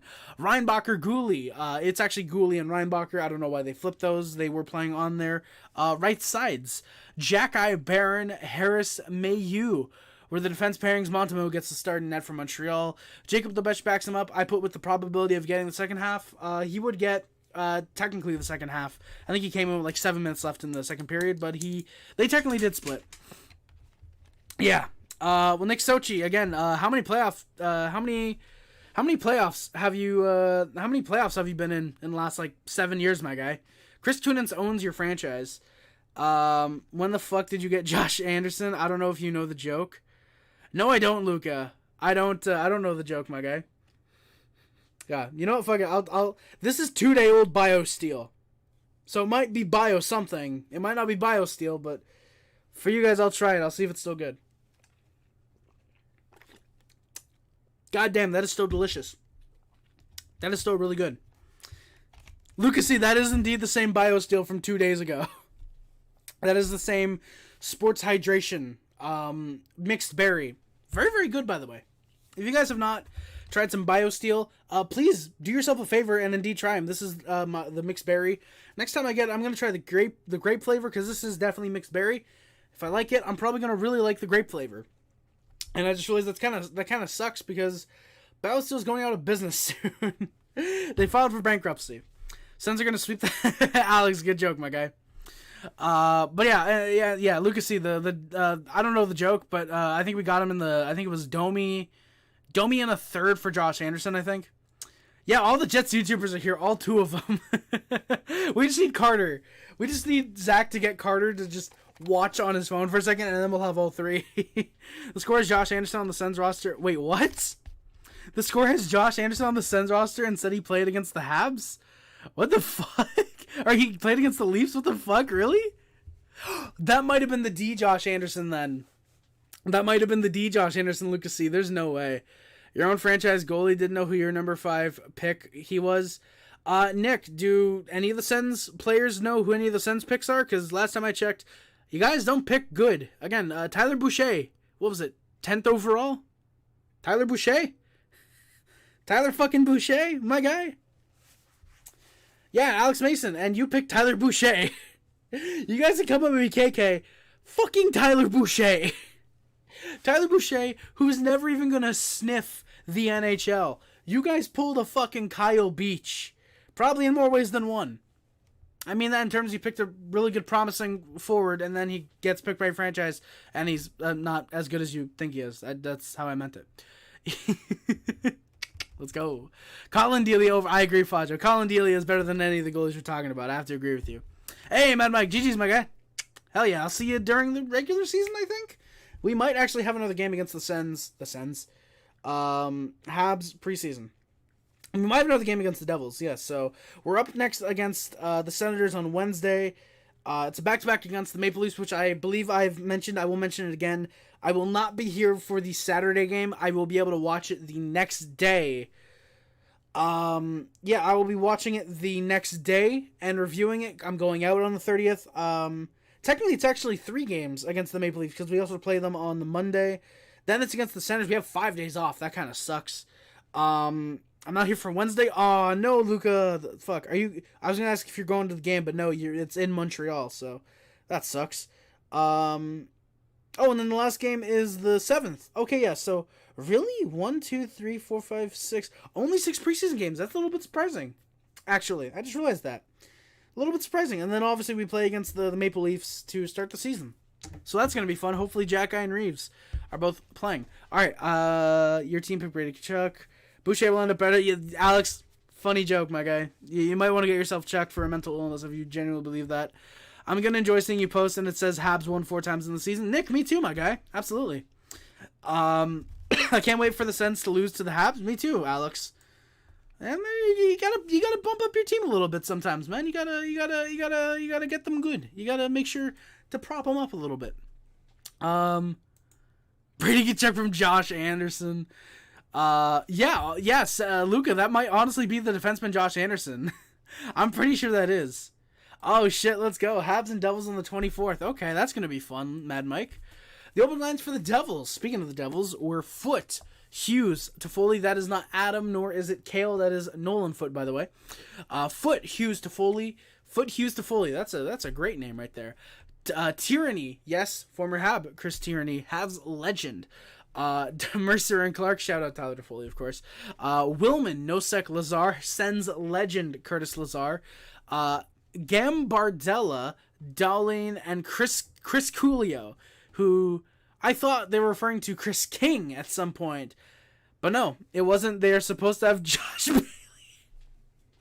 They're supposed to have Josh Bailey. Let's go, baby. Alex, how about Josh Norris tries to play more than 6 games a year challenge? Impossible. Former London Knights captain, fucking of course, Luca. Fucking dude knows who the goddamn Knights have had in the past. Yes, former London Knights captain Chris Tierney. Dude, you have Josh Anderson, best player. Nick Suzuki, Cole Caulfield, Alex Newhook, Kirby Dach, Caden Gooley, Sam Montembeault, all better than the Sens roster combined. By the way, any idea on what needs to be reconfigured on my Backstrom trade? Not getting 2 firsts and not sending out a first-round pick would help. Lucas trying to remake the London Knights. Of course he is, man, Mike. That's the whole plan. He's going to turn the Ottawa Senators into the London Knights and then turn the NHL franchise into the London Knights. I wish I was joking. Did you see that Gooley-Zegras discussion? No, I didn't, Luca. What's going on with that? Are they really talking about Caden Gooley for Trevor Zegras? Zuki can't do anything without Caulfield, who's injured all the time. Well, Alex, the Sens can't do anything without Josh Norris, who's injured all the time. Funny enough, Caulfield's had 1 injury during his whole career. Not whole career, obviously. He probably had minor injuries in college, but yeah, he won't get Tkachuk. That is true, Sens. He will not get Matthew Tkachuk. By the way, Sens, I'll give you our timing pinner for Matthew Tkachuk 1-for-1. Cole Caulfield opening night. Damn, Nick, what a fucking piece of shit you are, my guy. I just fucking ban you. Fucking wishing injury upon a player, you fucking piece of shit. But the open lines again for the Devils, sorry. Let's take out a first on both ends, and it should be good. No, man, Mike, like, don't give up a first, and don't be getting any firsts. Backstrom is not worth a first-round pick, especially with his contract. I saw a mock that said Zegras for Gooley, Devo in a second. There's, like, no speculation or anything. It's just more off of would you do it. As a Habs fan, I'd be torn, because it depends on what the contract is. If it's supposed to be... Nick, I didn't say that about Josh Norris. I didn't wish him to be injured or predict that he's getting injured. I just said, try and play more than 6 games in a year challenge failed. Because it's not going to happen.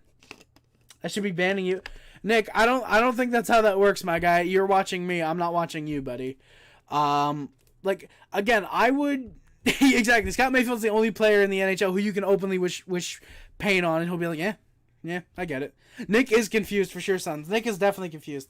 He's probably looking at his webcam right now, talking to it, thinking I can hear him, not realizing he has to type everything. But yeah, Luca, I would consider doing that. It depends on how much he wants. If he wants more than Caulfield, nope, absolutely not. Or not if he wants Caulfield. If he wants more than Suzuki, I should say. If he wants more than Suzuki, no, absolutely not, because nobody gets more than the captain. If he wants less, and he's willing to sign, say, a 6-year deal at, say, 7.85, like right under what Suzuki's making, then yeah, probably run a first line of Suzuki, Caulfield, and Zegras, score about 150 goals on that line alone. Then, I wish I was joking. Then yeah, probably you can do that. Means getting rid of Caden Gooley. That sucks, but it means that you have to keep Barron and Harris around. I've got no problem with that.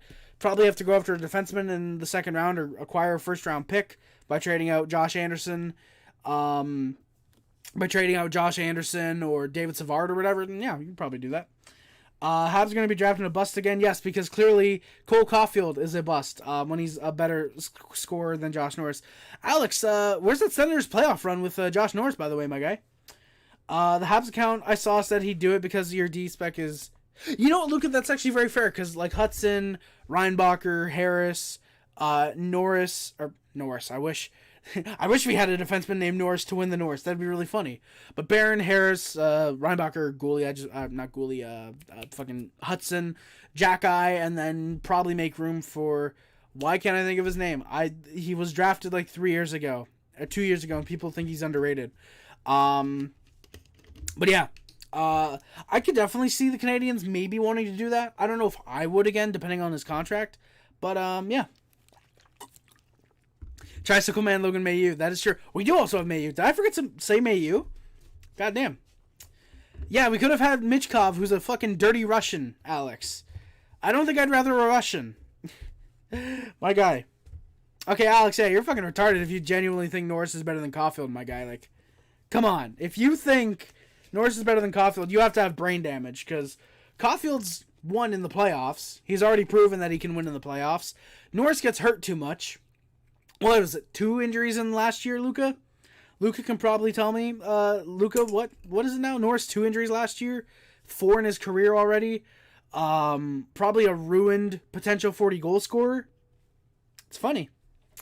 It's funny how that happens, isn't it? Nick Suzuki, worst captain in history. Daniel Alfredson exists, Nick.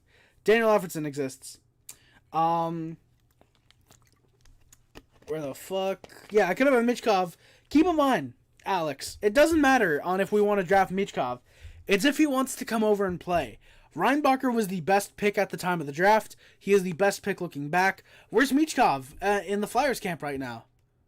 Is Michkov there right now? Norris is more valuable because center, but Cole is better. Yeah, Norris is probably more valuable. Definitely. But Cole is better. No, Norris is the same as Cole. He just got hurt all last year, but no other injuries. Exactly, Luca. Exactly. Norris probably is more valuable because of the position he plays, but Cole is the better player. While with Cole, you can probably get, say in his prime, say 50-goal scorer. For some reason, the Canadiens want to trade him. We won't want to, but say we do. Or we get an offer we can't refuse. 2 first-round picks, 2 prospects. It's probably the same value, just a better pair of first-round picks for Josh Norris, again, because he plays center. There's a reason EA gave Caulfield an 86 overall. Yeah, because he's 22 and he spent half the year injured, but was on a 45-goal pace.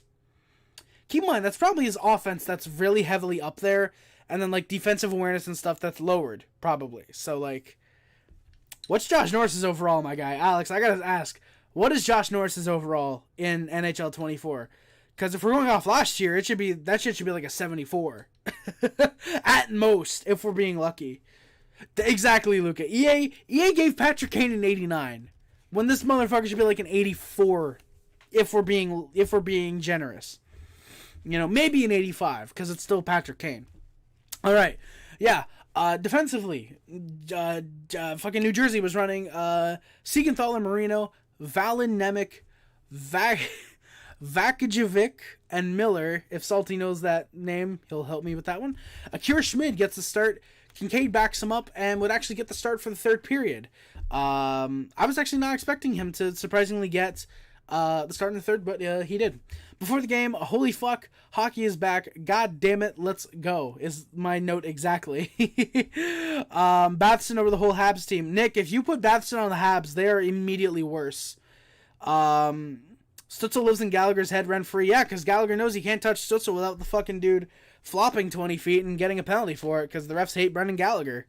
Also, I love when Stutzel gets tripped up, he flops and there's no call, because the refs know that Stutzel's a flopping little bitch. Early feeling out process in the opening minutes for both teams. Mayo's first shift, there's actually a bit of a decent rush, but there's nothing major on net. Gooley has a nice shot off some Habs rushes. Then there's a power play. Foley goes to the box for a hooking call on Gooley as well, actually. And we score. Joshua Waugh, number 97. Get used to seeing that often in the notes. Not necessarily just tonight, but overall, I should say, because I genuinely think he could end up making the Habs opening lineup again with Dvorak out for the first month at least. Christian Dvorak, future Ottawa Senator. Big shout out, by the way. But yeah, Joshua, number 97, 1-0 Canadiens. Great goal, really good sneak in, great pass to him, able to find it. And yeah, very good pass from Simonu and Ullinen with the assist on that goal. Great one to make it 1-0 Canadiens. I had a bit of an issue with the totally legitimate stream I was watching. Devils had some good chances. There was a good stop by Montembeault after the goal as well. Devils had some pressure. A couple decent chances, just nothing getting on net. Then they do score. It is the kid known as Gambardella. I'm gonna have a bit of a tough name with bit of a tough time saying his name. I'll be very happy if he never makes the NHL, so I don't have to learn it. But Gambardella gets it home with the rebounded shot. Montembeault sprawls for the save, just isn't able to make it, and it's a tie game just like that.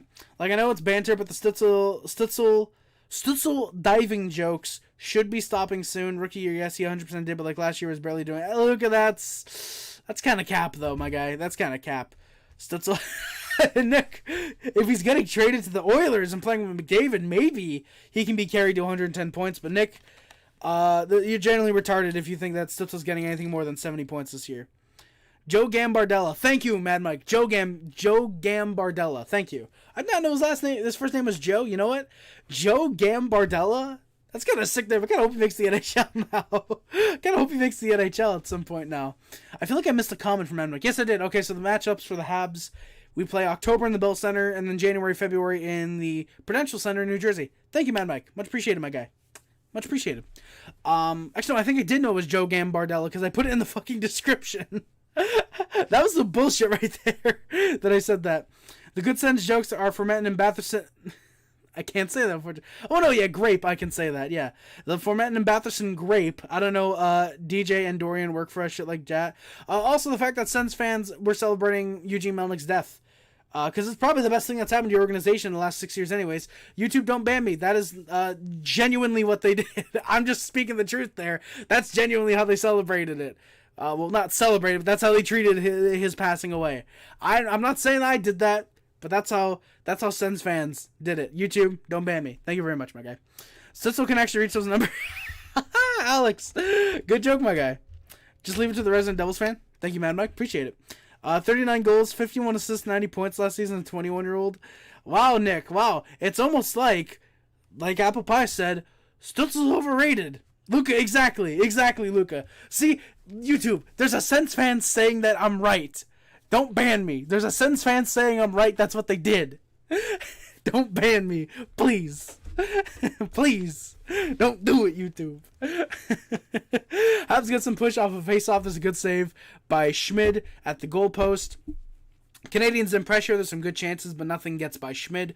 Devils in pressure. Good stops by Monty. I put he is turning into a starter because I genuinely think this is going to be the year he actually does develop into a starting goaltender. Jack Eye then causes a bad turnover that leads to some Devils pressure. Good chances are just tipped wide. Thought that could have made it 2-1. It almost did. Jack Eye's got to wash that a little bit, but again, just like with Caulfield when he plays and Slavkovsky tonight and a couple others, Gooley I think as well. Well, not Gooley, not as much. First game in probably 7-8 months in a competitive environment, so yeah. first games in a couple months, so they're gonna be a bit rusty. No real harm as long as they're not doing it into January and February. I think that's fine. Everyone makes their sad tweets, but deep down we all know that was a good thing. That's not me saying that, YouTube. I'm reading a comment, YouTube. But yeah, Luca. Yeah, I mean, if Suns fans think, wink, wink, that it was a good thing. I mean, yeah. You're entitled to your opinion about that, man. Yeah, just like you're entitled to your opinion about everything. Sens fans, Leafs fans, Habs fans, and everything in between.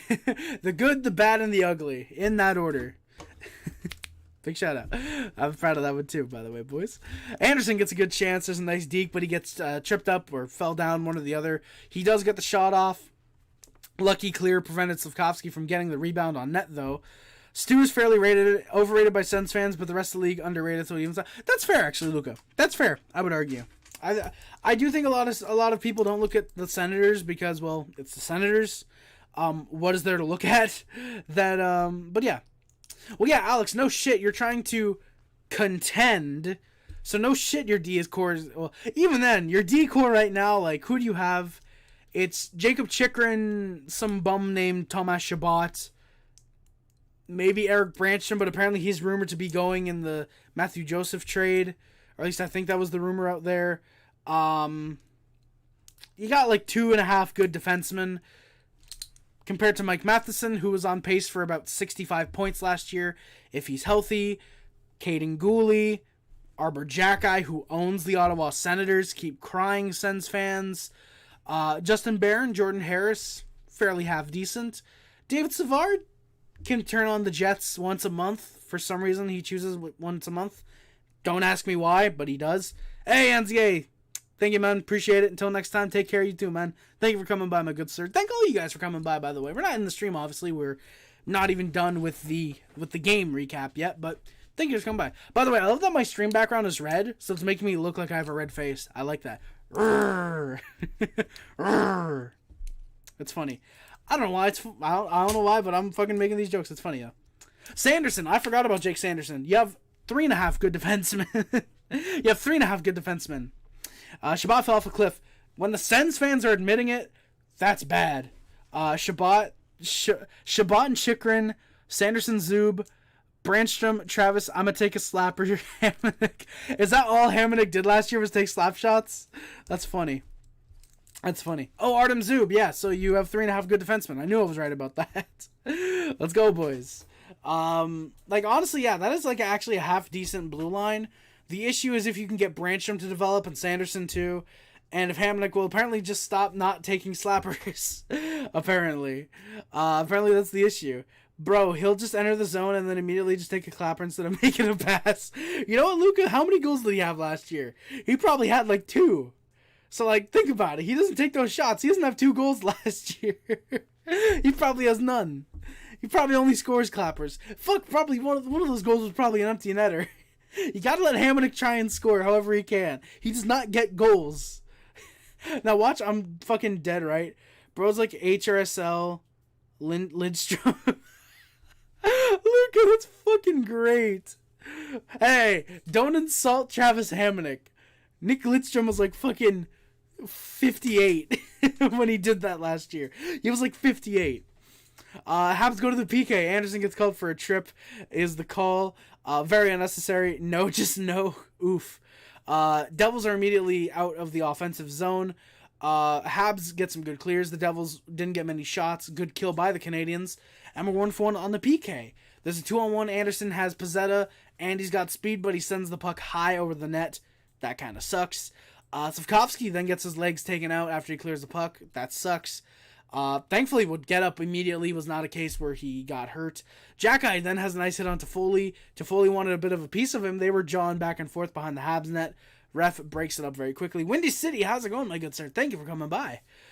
Final minute, there's some back and forth. Habs try to get something on net. Devils with some good defense to stop any Habs chances.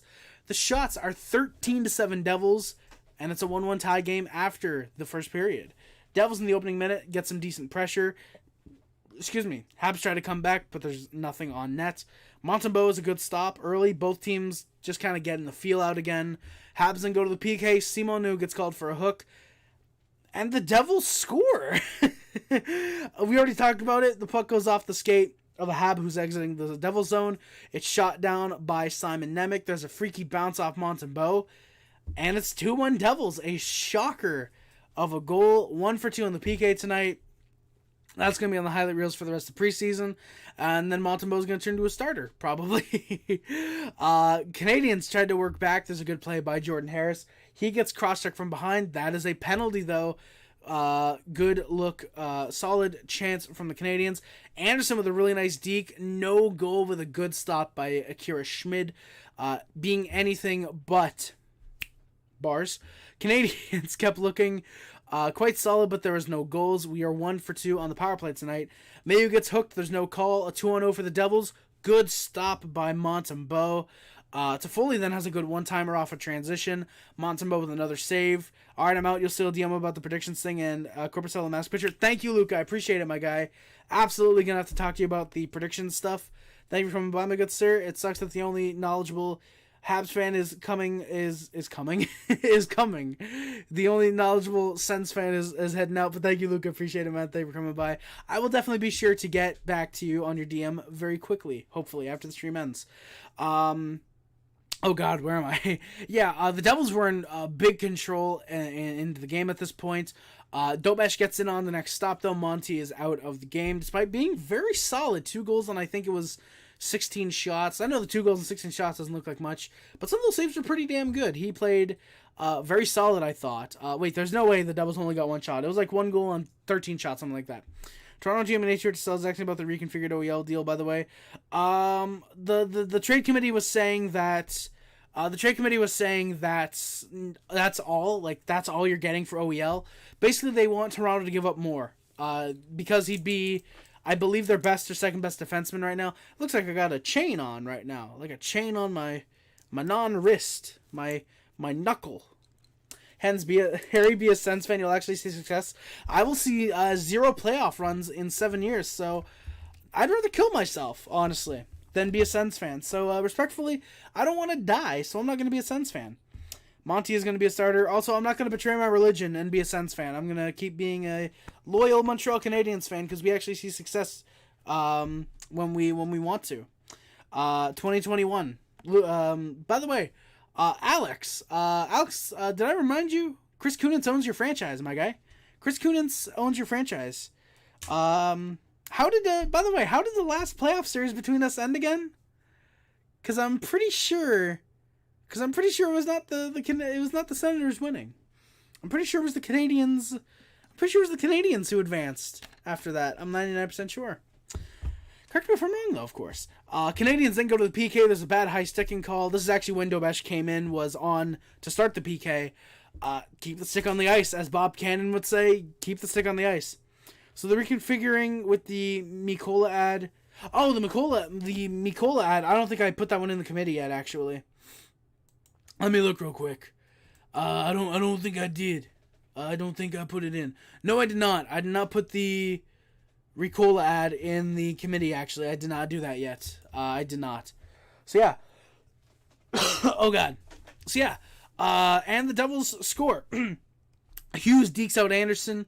Good pass to Mercer. No one was defending him. And it's 3-1 Devils.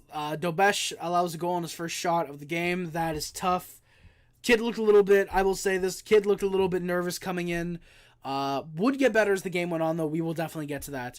Then the Canadiens score. Josh Anderson from David Reinbacher and Alex Newhook. 3-2 game. We are right back in it. Devils are back off the face-off the other way, looking good. There's a couple of bad... I'm still here. I changed my mind. Thank you, Luke. I appreciate it, my guy. Let's go. Habs have some bad passes and ones that just aren't committing. Dobes looks a little bit nervous. There's a pass that nearly gets turned over from him. Canadiens, with a few minutes left, they tried to get something going. There's a couple shots in the final few minutes. Anderson nearly tied it with a nice shot that just goes off the crossbar, off the corner. Could have gone down and in, could have gone up and out. Goes up and out. Shots are 17-15 for the Devils with a 3-2 lead after 40 minutes of play. Habs looked for chances early on.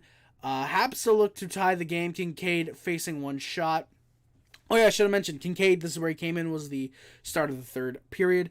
Devils then press. They get a power play. Ullinen goes to the box for a slash, and they'll score. Jack Hughes with a really damn good goal. 4-2 lead. Snipes it past Dobes. Top shelf, top left hand. On the short, not on the short side, on the opposite short side, very on the long side, if you will. The short side and the long side. I'm just gonna stick to regular hockey terms, but yeah, snipes it to the left of Dobes, and it is a 4-2 lead. 1-for-3 on the PK are the Canadiens. Kincaid then gets falled onto, as I put. He gets fallen upon. Looked hurt. Did stay down to the commercial break. Thankfully, would stay in the game though. Mad Mike, would you trade Liam Foudy? Yes, you know what team he played for, of course. Of course, Lucas, of fucking course. Kincaid, the old blockade. Indeed, the old blockade for sure. Habs then looked for chances. There's some good transition game by the Devils. They're getting some shots, but Dobes starting to hold his own. Looking very, very promising. Very, very solid at this stage in the game. Habs then get a power play delay of game after a good Habs chance. Bad clear though, not right. Just here's the glass. Puck just sailed. Just decided to sail right past. Does not touch the glass. Anderson gets a good near chance for Slavkovsky. Devils are able to get some easy clears right after the first and only actual Habs chance again. We are 1-for-3 on the power play tonight. Dobes then makes a great pair of saves. God damn, 2 really good stops on the Devils. He was in it at that point. Dobes, despite allowing the 2 goals, played very well tonight. I would argue you could give Dobes a start for another preseason game. I really liked what we saw to Jakub Dobes tonight. And with sending Quentin Miller already back to his junior team before the preseason started, would really like that kid. Would really like him.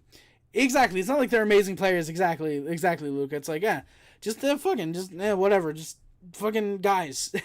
He's just a dude. Liam Foudy. Lucas, I really hope there's no London Knights I have on my team.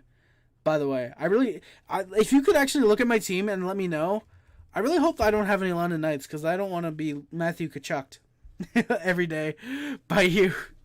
But yeah. Kincaid then is out of the net. Schmidt goes back in.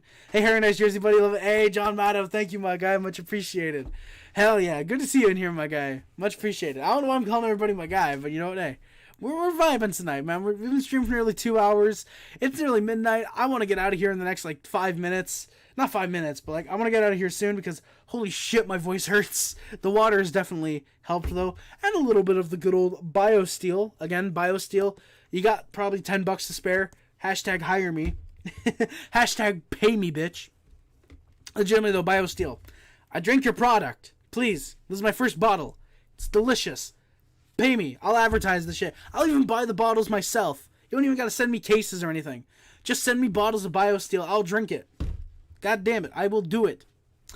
But yeah, Kincaid is out. Schmidt then comes back in with, Harry, you gotta get the green one. Oh, is that the lime flavor, Luca? I hate lime, but you know what? Maybe for you. Maybe what I'll do, guys, because I've got like $20. Is it still visible? Kind of is. I've got like $20. Maybe what I'll... Oh, cherry lime. That sounds half decent. Maybe what I'll do, boys. Maybe what I'll do. As long as these things don't, like, expire when you, like...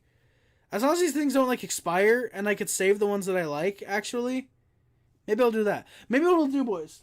I've got, like, $15-20. A flavor is $3 a bottle. Maybe what I'll do, if you guys want, is I will go to the store tomorrow, or maybe the day after. I don't know. Sometime soon. Sometime. And during the Habs stream after, I will try each and every... Exactly, Lucas C. BioSteel taste test flavor. BioSteel is going out of business, so I'm going to get myself hooked on it. Ultimate winner. Please. I'm going to be the latest adopter to BioSteel that there can be. So I don't know why I'm still pointing the money. But yeah, like, I'll try the mixed berry again, because who knows? Maybe I just got a really good bottle. Maybe I got a bad bottle, and it's actually even more delicious. But like the mixed berry, I know there's a grape flavor. There's that cherry lime that Lucas C said. There's like 6-7 different flavors. I should pick those up, at least one bottle of each, and try them. That'd be fun. Like Lucas C said, #1 trending, 10 million views. I tried BioSteel before it went out of business. I bought BioSteel. New Mr. Beast video coming soon. Oh god, that'd be some fucking cancer right there. I'll tell you that much. Habs got some decent breaks. Couldn't get much setup though. It kind of makes sense with half the lineup for the Devils being regulars in the lineup. Yeah. Honestly, I was just happy to be in the game. I was honestly expecting us to lose by 3 or 4 more goals. Glad that we didn't. Devils do pressure. Habs couldn't get out of their zone for more than really a line change if they were lucky. Then they pressured 5 minutes left in the game. Bit of good pressure. Schmidt was making multiple. Actually, that Devils decent breaks that actually should have come before the Kincaid being out thing. What's my order of favorite to least? I have not tried Prime, so automatically I'll have to rank it last just because I haven't tried it. Powerade, BioSteel, Gatorade. It might be Powerade over BioSteel. I haven't had a good Powerade in like 6-7 years though. And keep in mind, I just tried BioSteel, so it's like a new flavor to me. Actually, fuck, my open Gatorade bottle is right there, actually. You guys can see it, actually. I have a Gatorade bottle. Oh, thank you, Luca. Thank you, Luca. So there's blue raspberry, rainbow, which is mixed fruits, I don't care. Mixed berry, which is this one. The grape, cherry lime, peach, ice pop, which I've actually heard is pretty decent. Or it's the prime ice pop that Chev Camaro, I think, said was pretty good. There's a pink flamingo one in the summer. It was elite. Really? I know they have the mixed berry, grape, cherry lime, peach, rainbow flavors. I don't think I'm going to... The peach one genuinely might already be my least favorite. It might be the one that I think I'm going to dislike. Don't know if it was blue raspberry or ice pop they had, though. It was like a white bottle they had. That was the 6th one. That's what I know. It's weird calling this a bottle, by the way, and not like a container. Like it's fucking like not plasticky. It's like fucking cardboard. Like it's a goddamn bottle is what we're calling it, but it really kind of isn't a bottle. The white one is ass. Do not recommend. Well, Luca, I'll have to try that one first then, because it'll be really funny. Hey guys, welcome to the fucking stream. I'm just gonna immediately start the stream, try the white one right away. I should actually probably get the garbage pail ready, in case the white one is genuinely that bad. It's like white Gatorade, but worse? Oh god. Oh god, I'm not gonna like trying the white fucking... I like how I'm looking at this one as if it's the white BioSteel. Mixed berry is great. Apple pie. You fucking know what flavor your boy got, man. You know what flavor your boy's got. Apple pie. If there was an apple pie BioSteel, maybe I'd like apple pie. This is the mixed flavor berry. Mixed flavor berry is very good too. Boys, legit. Like, I think the flavor here is strawberry, raspberry, cherry, and blackberry, I think. I wish it said. Oh, fuck. Okay, storage. Store in a cool, dry place. Okay, so this is cool. There's no bitches around, so it's dry. It's a cool, dry place. So definitely could have kept this stored in here. That's good. Don't know about cool. It's actually kind of hot in here right now. Might be the jersey, but yeah. Oh, let's go, Suns. Post my predictions. I hope they're the HHSL predictions, because if not, slap on the wrist, Suns. Imagine me doing this as like your wrist. If it's not, then you don't need to. But yeah. Yeah. Harry, did you know that BioSteel was founded by... Yes, I did, Lucas C. I did know that it was founded by Habs legend Mike Camilleri. I absolutely did know that. I actually didn't know that until Shannon's video on BioSteel. If you guys haven't seen that, go check out the hockey guy. He made a video on BioSteel. I'm getting slapped. No, Suns. Bad Suns. This is technically child abuse because you're underage. You're 17. No, but I didn't know that until the Shannon video. Very good video on BioSteel, by the way. I hope he tries BioSteel, because it's pretty good, actually. Again, just going off the mixed berry. Very good. It leaves like a taste in your mouth too. This is like a very small review before I do the full thing, but just on mixed berry, it leaves like a taste in your mouth that it's not like overpowering or overwhelming, or it's like, oh god, it's so like berry, you know? It's like very subtle. It like leaves it on like your tongue, just a little bit. So like it leaves you wanting to drink more, but you're almost good for like half an hour. At least right now I am. You're good for like half an hour because you keep tasting like that little bit over and over again. It's like, damn, that's a very good like mix, you know? Like those who've tried mixed berry probably know what I'm talking about, but like very, very cool. It leaves a taste in... Shut the fuck up, Luca. Shut the fuck up. It leaves a taste in your... Wait, can I say that water leaves a taste in my mouth? Motherfucker, can I... It leaves a taste in my mouth. No, it fucking rinses out the taste in my mouth. I need to have more BioSteel. I gotta balance out the water to chemical ratio. Actually, fucking the BioSteel to chemical ratio. BioSteel... Bars. If it's Dasani... Oh, dude, yeah. Fuck Dasani water.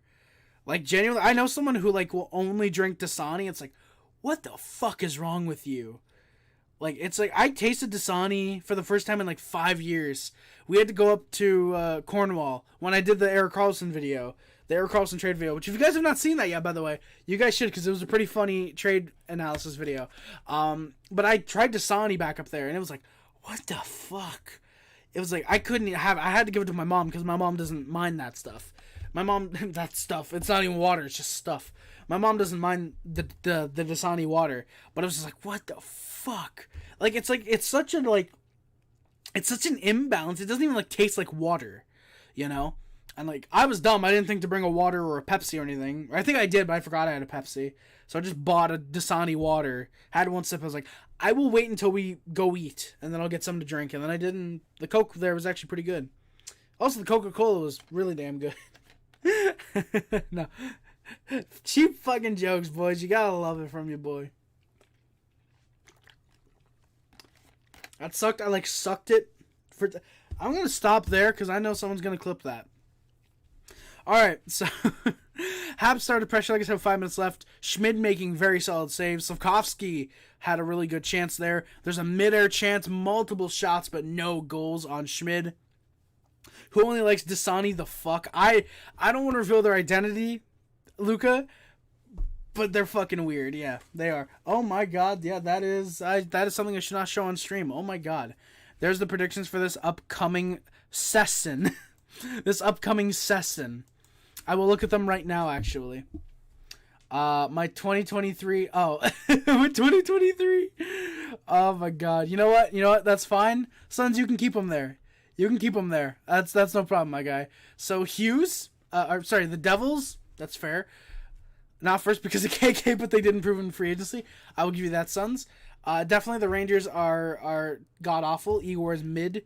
Sorokin, the Penguins, EK65 underperforms, and I can't say that.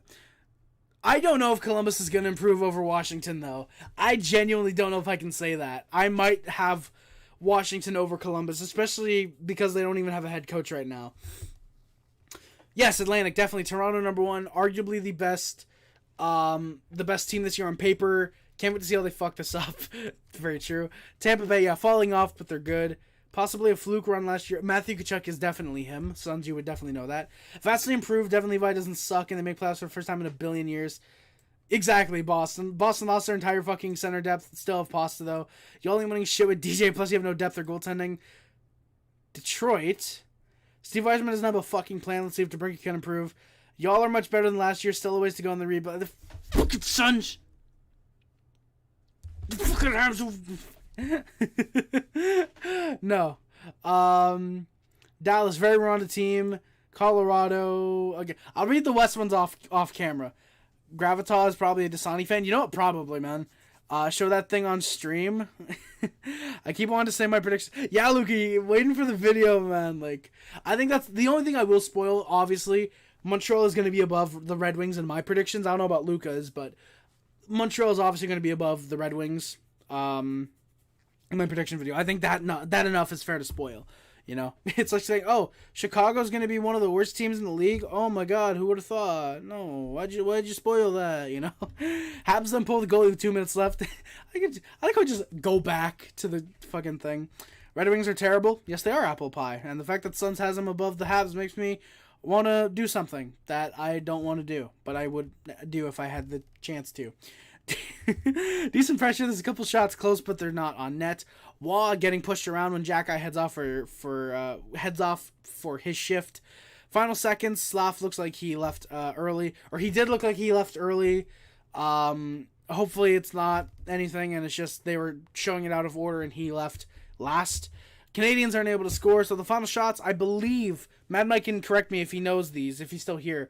Final shots, I believe, were 32-26 for the Devils. They win 4-2 in regulation. And my last note was no shootout, because every preseason game that I've watched to at this point has had the shootout. Even if the game doesn't end thank you, man, Mike, for double checking, by the way. I appreciate that. But every preseason game that I've watched so far has had the shootout at the end. So I was just surprised. I don't know if that's like a mandatory thing for every preseason game.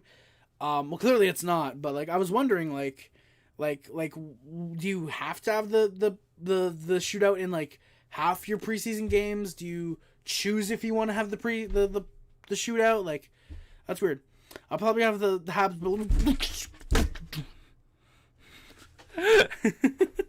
The fuck you doing, Luca?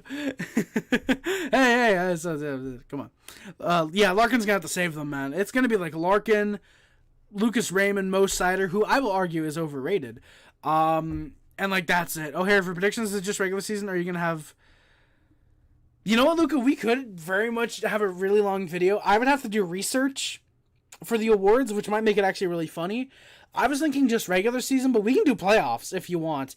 My only thing with the playoffs is going to be like, how the fuck do the playoffs function? Because I genuinely forget sometimes how the fucking playoff format is. But we can do a whole ass video if you want, like playoffs, regular season, awards. We can do that shit, man. Jeff Petrie revenge tour coming. Yeah, just like how he fucking, what was it? The Penguins went what, 0-4? 0-4 against the Canadiens last year. Jeff Petrie revenge tour. You don't really need research. You know what? True, Luca. Who's going to win the Vezina? I have Connor McDavid. I think McDavid's going to be the best goalie in the league this year. Who's going to win the Norris? Leon Draisaitl. I think his defense really helps Connor McDavid a lot. You know, pretty much, dude, that's true, Luca. If we were going full on nominees, then yeah, I would need to do research. But yeah, no, if we're just doing like, oh, this award, I think this is going to win, this award, this is going to win, blah, blah, blah, then yeah, no, I won't need to. Should feature my anti-Habs predictions. What do you mean?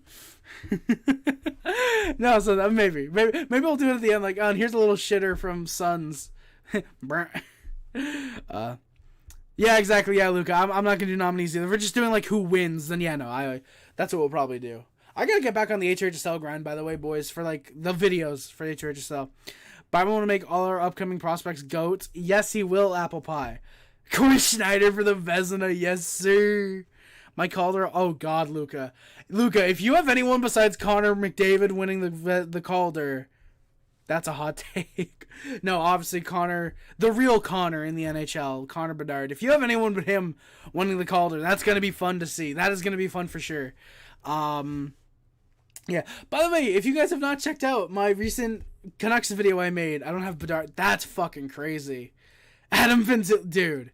If it's Adam Fantilli, I might have to cut Luka from the video.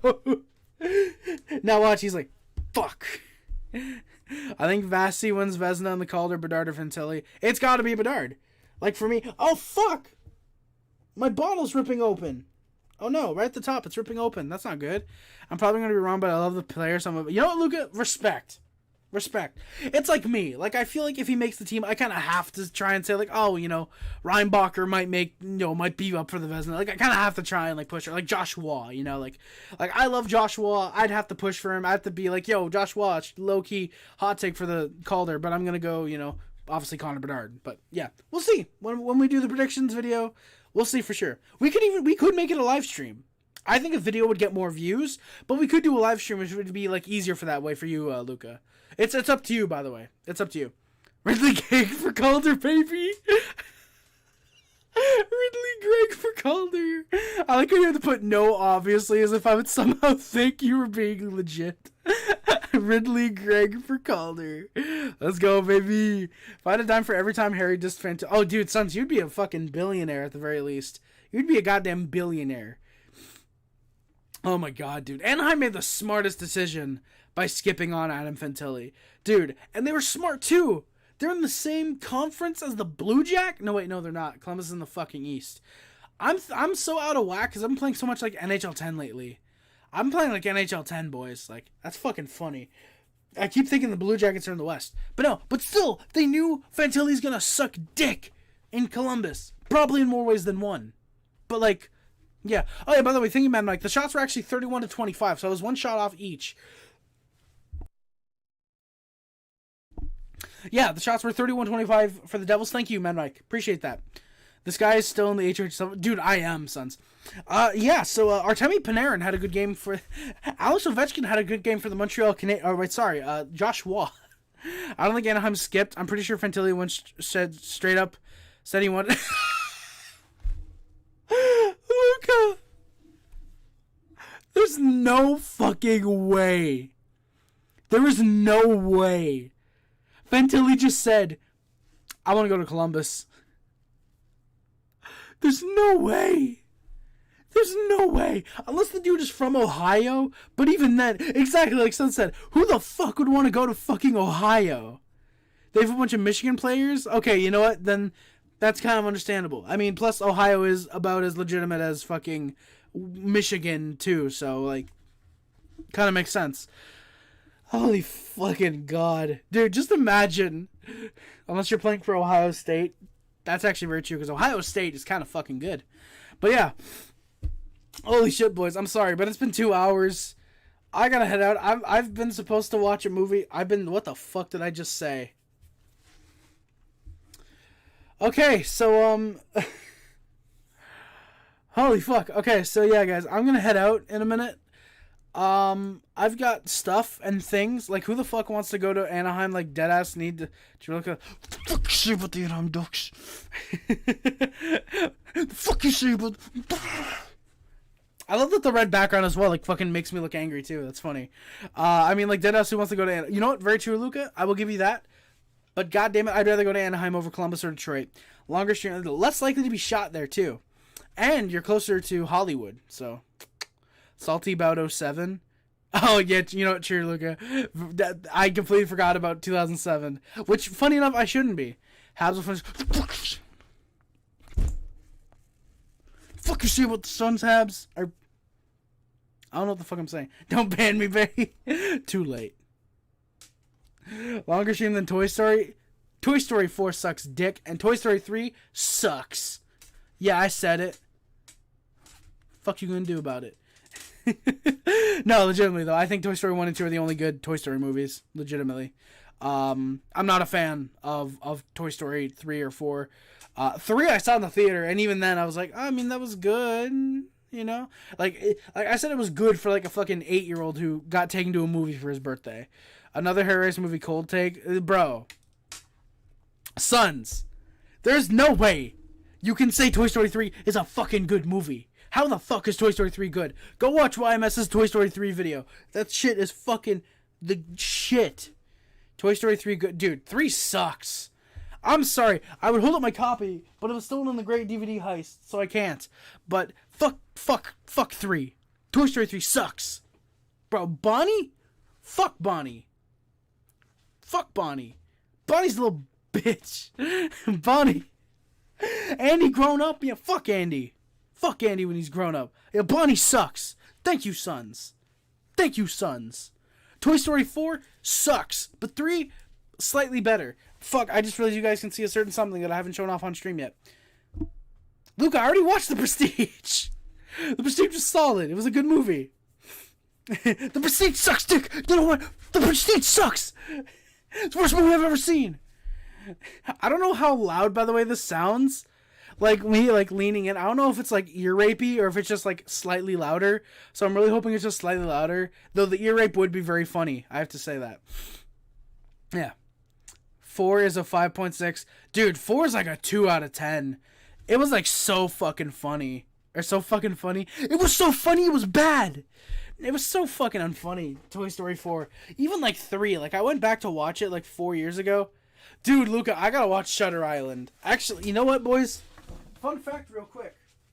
Oh, God, you guys can see feet, I think. Where the fuck is it now? It's right here. I'll pick that up out of the street, boys. I don't usually do that. I just thought it would be a funny joke. I own Shutter Island on DVD, which I love that.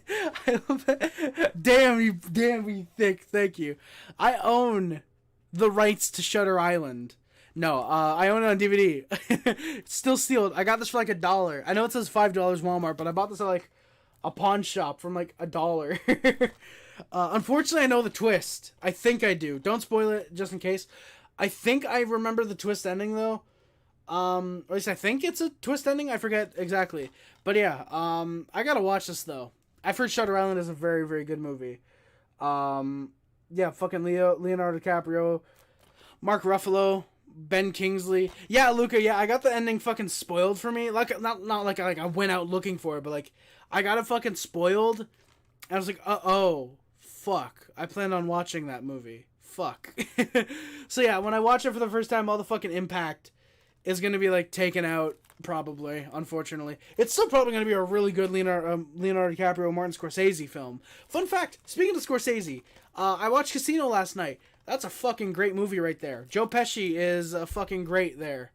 Leo DiCaprio, yeah, dude, like, Leo's like, oh, fuck. Mark Ruffalo's like, oh. Speaking of Mark Ruffalo, I watched Where the Wild Things Are the other night. Pretty decent movie. It's pretty alright. I'm very happy that James Gandolfini is in that movie, too. But yeah, Shutter Island. I gotta watch that movie. I heard it's pretty solid. Casino was really fucking good, though. Casino was genuinely a really, really good movie. Yeah, Luca, yeah, tough balance. It was like, I was watching, I forget fucking what movie was being analyzed. It was, Leo's smiling because you're under 25. You know what? Very truly, Luca. No, Luca. He's smiling because I'm under 21. Get it right. Actually, fuck, no, I'm not. I'm 21. Fuck. What is my worst movie take? Yeah, Casino's a W. Exactly, Luca. My worst movie take. Leo would love... I can't repeat that joke, sons, but yes, he probably would. My worst movie take. Oh, God. Funny enough, it's probably a movie that I own. I mean, it also depends on, like, what movies if you like. If you really like Happy Time Murders, then you're gonna think my take of it's one of the worst movies I've ever seen is gonna be a horrible movie take.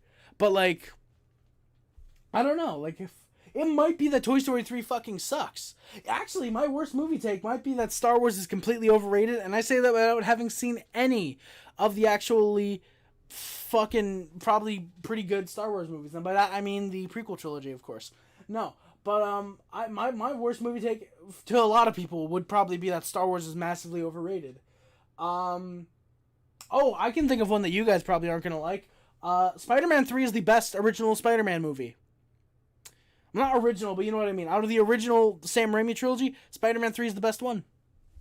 That's gonna be a hot take. Spider-Man 2 is overrated.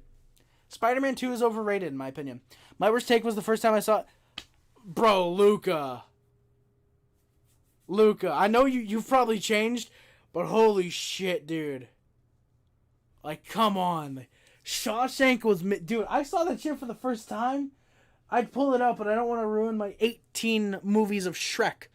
But I saw that for the first time, and I was like, holy shit, that was fucking good, you know? Like, that's a good movie. Yeah, Sons, what the fuck, L, yeah. Dude, I like Spider-Man 3. If you watch it as a comedy, you watch Spider-Man 3 as a comedy, it's one of the funniest goddamn movies in the world. Tui Gulp? Topher Grace? Tui Gulp himself? Goated in that movie.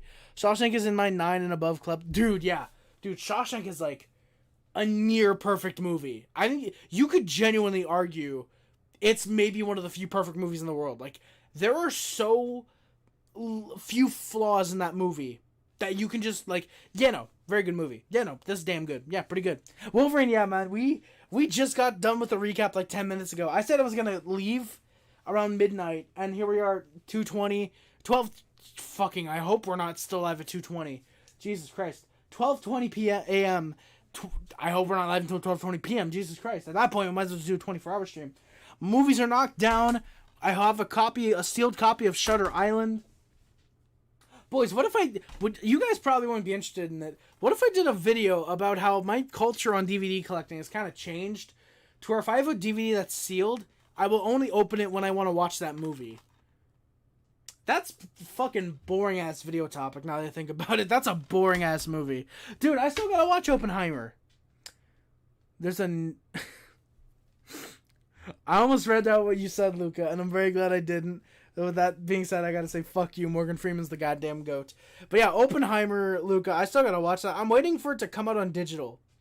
Because me and my best friend are gonna do Barbenheimer on digital. Harry, if you watch Oppenheimer and say it isn't good, dude, sons. There's no, like, genuinely, The Prestige was a letdown only because Luca hyped it up so much, and it was like, yeah, it was pretty good. Like, it's not, like, perfect. To me, it was like, yeah, it's pretty good, and that's a letdown. So everybody's praising Oppenheimer. So, like, I'm probably going to say, yeah, it's pretty good. With that movie, too, yeah. Yeah, exactly, Luca. Watching it now is elite. Yeah, when you were 12, if you watched it for the first time. That's fair. You didn't think it was probably all that good. Spider-Man 3 is good, but the other two... I can't watch Spider-Man 1 without honestly either turning it off or just laughing at it. Because for me, Willem Dafoe gives a great performance, but it's such a funny, goofy, yet sadistically really good performance, you know? It's almost like parts of American Psycho that he's in, where it's like, parts of it's like, oh yeah, damn, Willem Dafoe's pretty good. And other parts it's like, oh my god, this is really fucking funny, you know?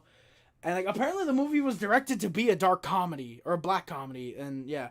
I missed the part where that's my problem. Fucking Luca. Chat, you rude. Luca, you rude. Barbie is a 7, 2 out of 10. It was alright in the beginning, but the third act gets retarded as fuck. Yeah, it might. American Psycho, OMFG. Eli Comedy. Ellie Comedy? Elite Comedy. Oh, you meant to say Elite Comedy. Eli Comedy. Dude, that is definitely one Eli Comedy. Or Ellie Comedy. Yeah, Elite Comedy, yeah. Yeah, dude, genuinely, American Psycho was pretty goddamn funny. When I watched it back for not for the first time, for like the second time, like a year and a half ago, it was pretty funny. It's kind of the same with American Beauty, actually. American Beauty is a high-key funny movie. I don't care what people say. I will argue American Beauty is much more of a comedy than a dramedy. Than a drama. You could say it's a dramedy, but it definitely is more of a comedy. Haunted Mansion 2023 is the most important. The fuck you say about Winona Ryder? Motherfucker. Haunted Mansion 2023 is the most boring movie of the year. I couldn't wait for it to end. You know what? Fair Sons. It's a Disney movie. It's probably going to be pretty bad if it's past the year, like, 1990.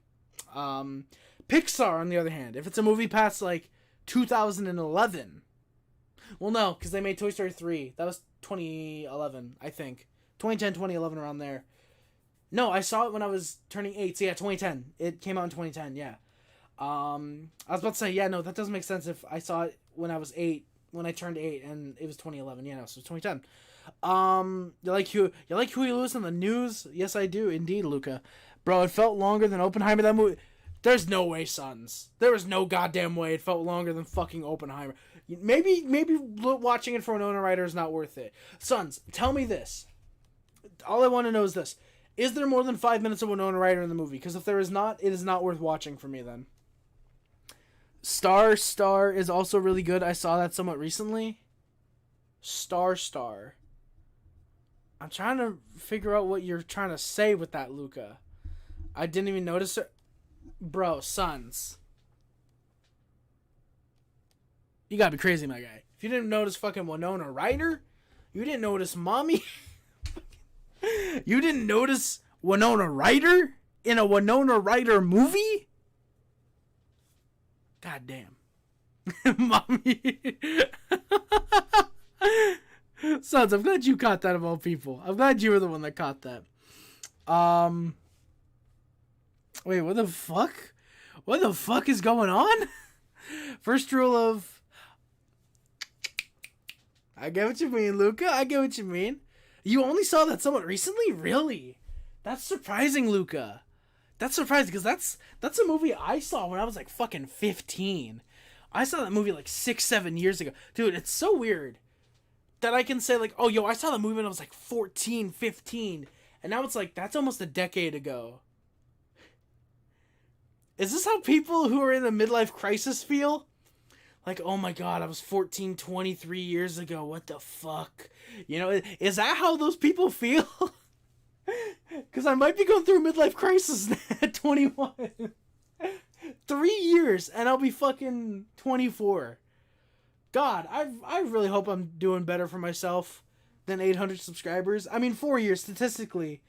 I hope I would have at least gained like a 200 subscribers. At least. I hope. But yeah. Boys, we should do this. Like, bro, you think I'm older than I am then? Oh, okay, I do then, Luca, yeah. You're probably like 15 then. If you just watched it and you're 15, that's actually kind of a good age to watch Fight Club. It's like 15 to 17. Fucking Blue Beetle is a solid 6, man. Superhero movies are so mid. If it's mid, then that's probably like a 5.4. If you're asking me, like a 5.4, 5.2 type of thing. But if we're going off the Dave Portnoy scale, I'm gonna aim the camera like slightly down. There we go. So now it's like it's not like super high. It's just painful. Oh god, dude, yeah, genuinely. This is gonna be a big hot take. What consoles do you have? I'll answer that in a minute, Wolverine. I said that with such a condescending, cunty tone. I'm very sorry about that. Like, I'll answer that in a minute. No, but like this is another movie hot take I have. The MCU might be really bad aside from Guardians 3. Because watching Guardians 3 has, like, set the bar so high to where it's like, holy shit, this is a genuine, like, really, really good movie. That, like, Iron Man, Infinity War... Notice I'm struggling to come up with good MCU movies now. It's like, those are all, like, lowered to, like, by, like, fucking 2 points, at least. Exactly, Guardians 3 is kind of its own story. Like, you don't need to have watched every single goddamn MCU film in the past. Maybe the Guardians films, because Guardians 3, it would help for sure. But you don't have to watch every single goddamn MCU movie and MCU show, you know? All you gotta do is just watch 1 and 2, maybe. And maybe the holiday special, because I think there's a reference to that in the movie, I think. And, like, that's it. And it's just like, yeah, Guardians 3, yeah. And then it's like, it almost precedes, like, fucking, like, it does. It precedes, like, it goes past that, like, carnival ride just trying to sell you bullshit, and it goes to like genuine like film. It like approaches not being like art film, but like not it doesn't approach being like a masterpiece, but it's like that's pretty good actually. That's a really good movie, you know? Winter Soldier, OG, I can't say that, Sons. To me, Guardians 3, it might be because it's been like 4 or 5 years since I have watched all of the MCU films, and the fact that I binged them like a month before Avengers Endgame came out. The fact that it's been like, again, like I watched those all in like the month preceding. We watched a bootlegged copy of Captain Marvel because that wasn't out yet. Yeah, I think that might have been because like they all blend together. Notice how all of those movies except Infinity War tell exactly like Winter Soldier. I don't remember much, but that tells, its own story. Iron Man tells its own story because it wasn't trying to start the MCU. It was just, hey, let's just make a movie on Iron Man, see how it goes, and most of it's unscripted apparently. Original Guardians is really good. Infinity War, I remember kind of being bored by. Then again, it might be because I knew what the twist was, because my best friend told me it when she saw Infinity War. Because at the time, when she had first seen it, I didn't think I would be interested in Marvel and MCU comic book films. I saw it as like, oh, that's like nerdy bullshit at the time, which is a based hot take now if you ask me, because it kind of is when you look at it now. But yeah, no. That is true. Infinity War and Endgame to watch. Yeah, that is true. Watching Infinity War and Endgame would be important to watch. Gay of the Galaxy? Guardians of the Galaxy. But then again, it's like, oh, Infinity War and Endgame. You probably want to watch everything else before you watch Infinity War and Endgame, because then you won't get it, you know, or like, just watch a fucking YouTube video. It's like everything you need to know before Infinity War or whatever. So, yeah. Infinity War is definitely better than Endgame. Endgame was kind of mid, if you ask me. Infinity War was okay from what I remember. Kind of boring, but Endgame was just kind of... Looking back, it was kind of mid, aside from, like, the two big things that happened. Sons, you know what I'm talking about, probably. Most of you guys probably know. But yeah, I gotta answer Wolverine's question. I'm sorry, Wolverine. What consoles do I have? Technically a PS1, because PS2 and PS3 can also play PS1, but physically own PS2, PS3, PS4, technically you could say PC, I guess. A Wii, owned a Wii U, but that broke like a month after I bought it. DS, 3DS, technically NES, SNES, and Sega Genesis, but it's like one of those weird like Retron things. Xbox 360. Keep in mind, I did not like get these at launch. These were not like hand-me-downs. I bought these like on the cheap. Like the Xbox 360 came with like 15 games and it was like $150. The PS3 was a hand-me-down from a friend when mine broke. Well, technically theirs broke and I got mine back because they weren't using it anyways. But the PS3 was a gift.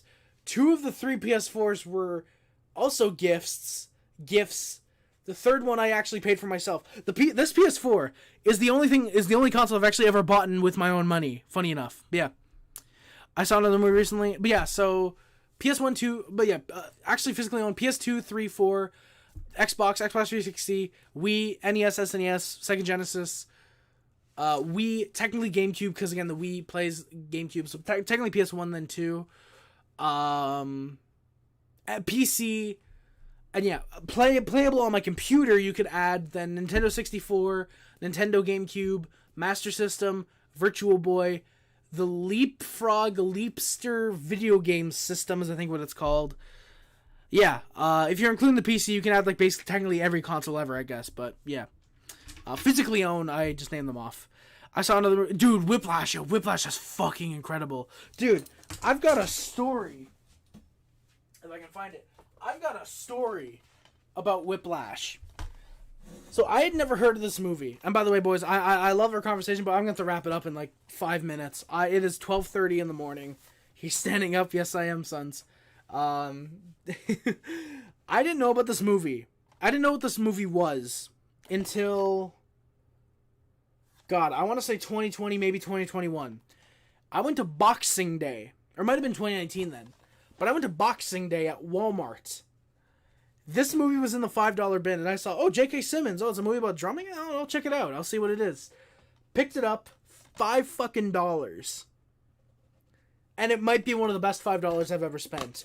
Because I finally got around to watching this movie, probably like 2-3 months after I picked it up. And it was like, holy fuck. Like, this is a masterpiece of a film. Not necessarily one of my favorites. It's a great movie. It's something that I would put in the top 100. Not like one of my like personal like top 10 or whatever, but it's one of the best movies I've ever seen. You get what I mean? Like my favorites and my best being separated. It's one of the best made movies I've seen. There's no way Blumhouse produced this. Did Blumhouse really produce this? Holy fuck, they did. Holy shit, yeah. It was distributed, I'm pretty sure, by Sony Pictures Classics, but Blumhouse... You guys probably can't see, but the Blumhouse logo is genuinely on the back of the DVD. Son of a bitch. Blumhouse can make good movies. God damn. How many Habs jerseys you own? There's the 1, the 2... Technically 4, because I own one that's a legitimate sweater.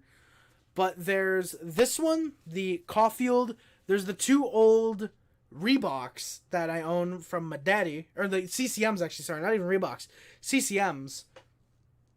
Why do I feel like I have 4, actually? Well, 5 with the sweater. I have one that's a sweater that was kind of eaten up by, like, creatures we had in the old house. That's part of the reason we moved out.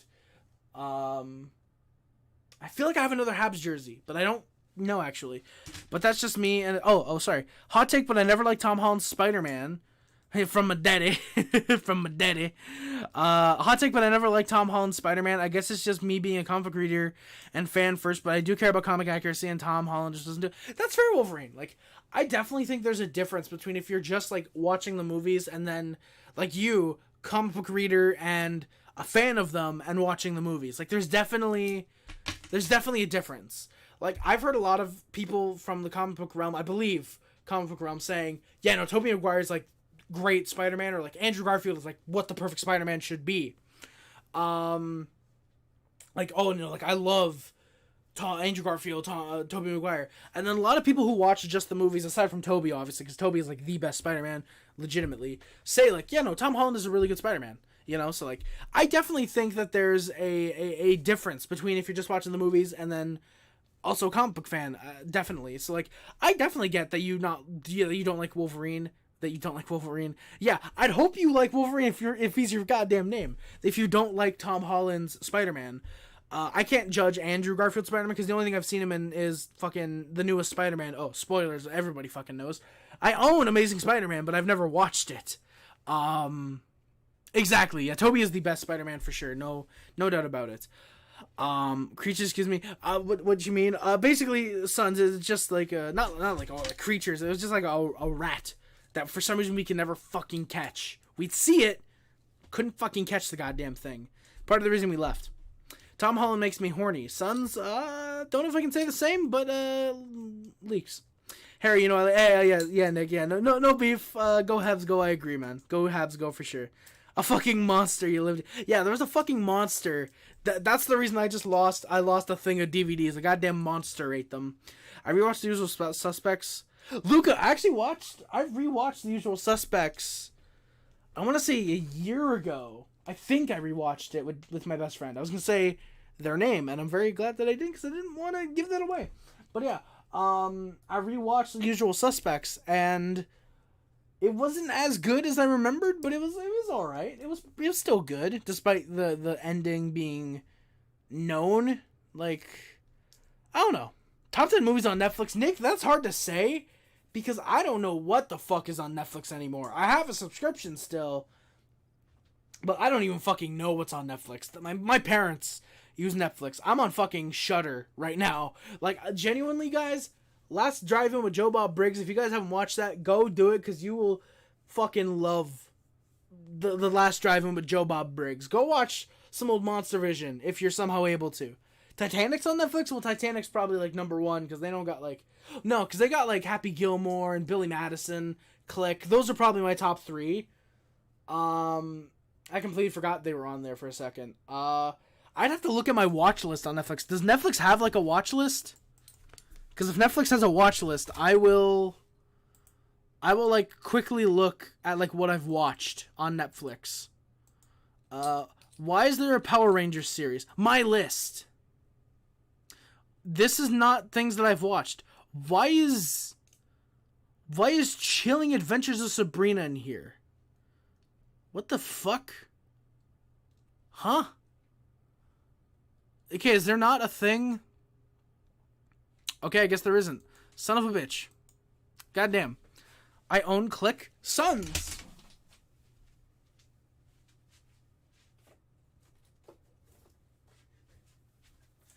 I rebought Click. Harry Rowley outing himself on what he watches. No, I didn't watch Chilling Adventures of Sabrina. I rebought Click on Blu-ray. Well, not rebought it, but I bought it on Blu-ray this past year. It's still sealed. I haven't had a purpose to rewatch Click yet, but I bought it on Blu-ray. I don't know if the special features or anything else, you get any other special features aside from what's on the DVD. But fuck, next time I want to watch Click, maybe I'll watch the Blu-ray, because Yeah, I've never watched Click on Blu-ray, and I figured, hey, why not? W Click for sure. That's all I know. I own Click, good movie. Definitely, I really like Click. Like, genuinely, like, I do, funny enough, I think the comedy actually kind of takes it down a little bit. If it was, if it was treated as a legitimate, serious movie with Adam Sandler and, like, sort of done like a Punch Drunk Love in a way, I think it would have been even better. I really like Click, but I think it would have been even better as a, like, purely serious film, especially with how kind of dark the last, like, fucking half hour is. Like, and of course everybody knows, like, the scene with Adam Sandler and Henry Winkler. Genuinely, every time I watch this movie, that scene still fucking makes me cry. I don't care. That is a manly cry that I have whenever I fucking watch Click. It's such a fucking weird movie, too. Like, I will watch it, and there's certain jokes I'm like, oh god, this did not age well. There's certain jokes I love, and then that scene, it's like fucking bawling my eyes out. Like, Click, you kind of get everything from. You get cringe, you get laughs, you get tears, and you get semen. Don't ask where the semen is, but but you get everything you want out of a movie in this movie. All four things. Yeah, Click's a high 7, low 8. I give it a smiley ball. I give it a yellow smiley ball soundboard. I wish I had the type of shit that Brad did, but I don't. Shout out Brad Taste in Music. He's a GOAT YouTuber.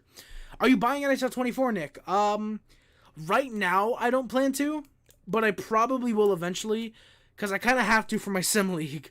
I gotta focus on buying 22 first. I have 23 because it was like $20, $30 when I bought it.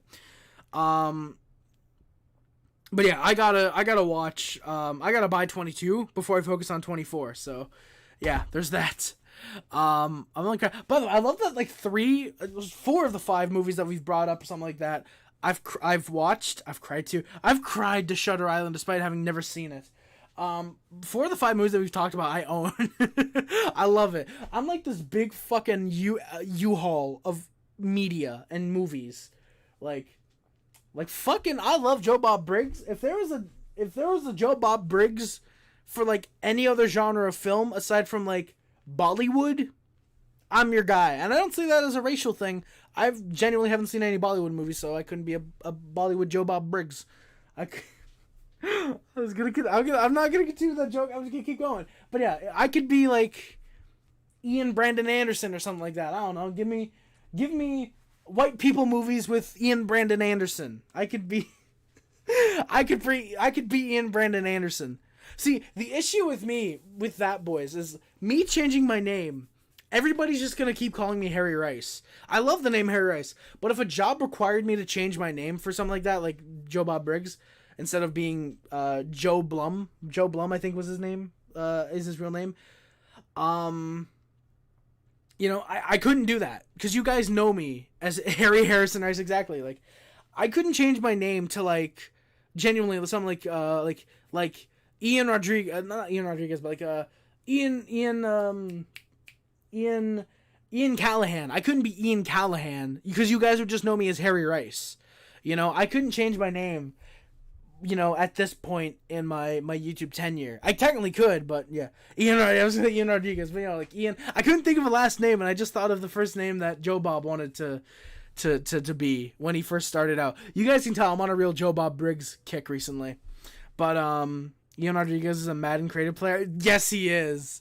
And Ian, what the fuck did I say? Ian Cameron? Was that what I said? No, what the fuck did I say? I forgot what I said 20 seconds ago. But yeah, I couldn't be that because you guys know me as Harry Rice. You guys would probably embrace, like, okay, Ian, whatever you said, you know. But you guys really would know that I'm Harry Rice. That's the only issue if I had to change my name for a job, unless I took like 4 or 5 years off and you guys completely forgot about me before I did any more gigs. But yeah, Interstellar, Green Mile is all I can think of that made me cry or tear up rather. Yeah, dude. Hot take: Interstellar was not a great movie. It was okay. For me, it was good, but it wasn't an amazing movie. I didn't go in with any expectations. I was just like, oh, yeah, this is probably going to be a good movie. But for me, Interstellar was not that great. Like, I liked Interstellar, but, like, I didn't love it. I liked Interstellar. It was a good movie.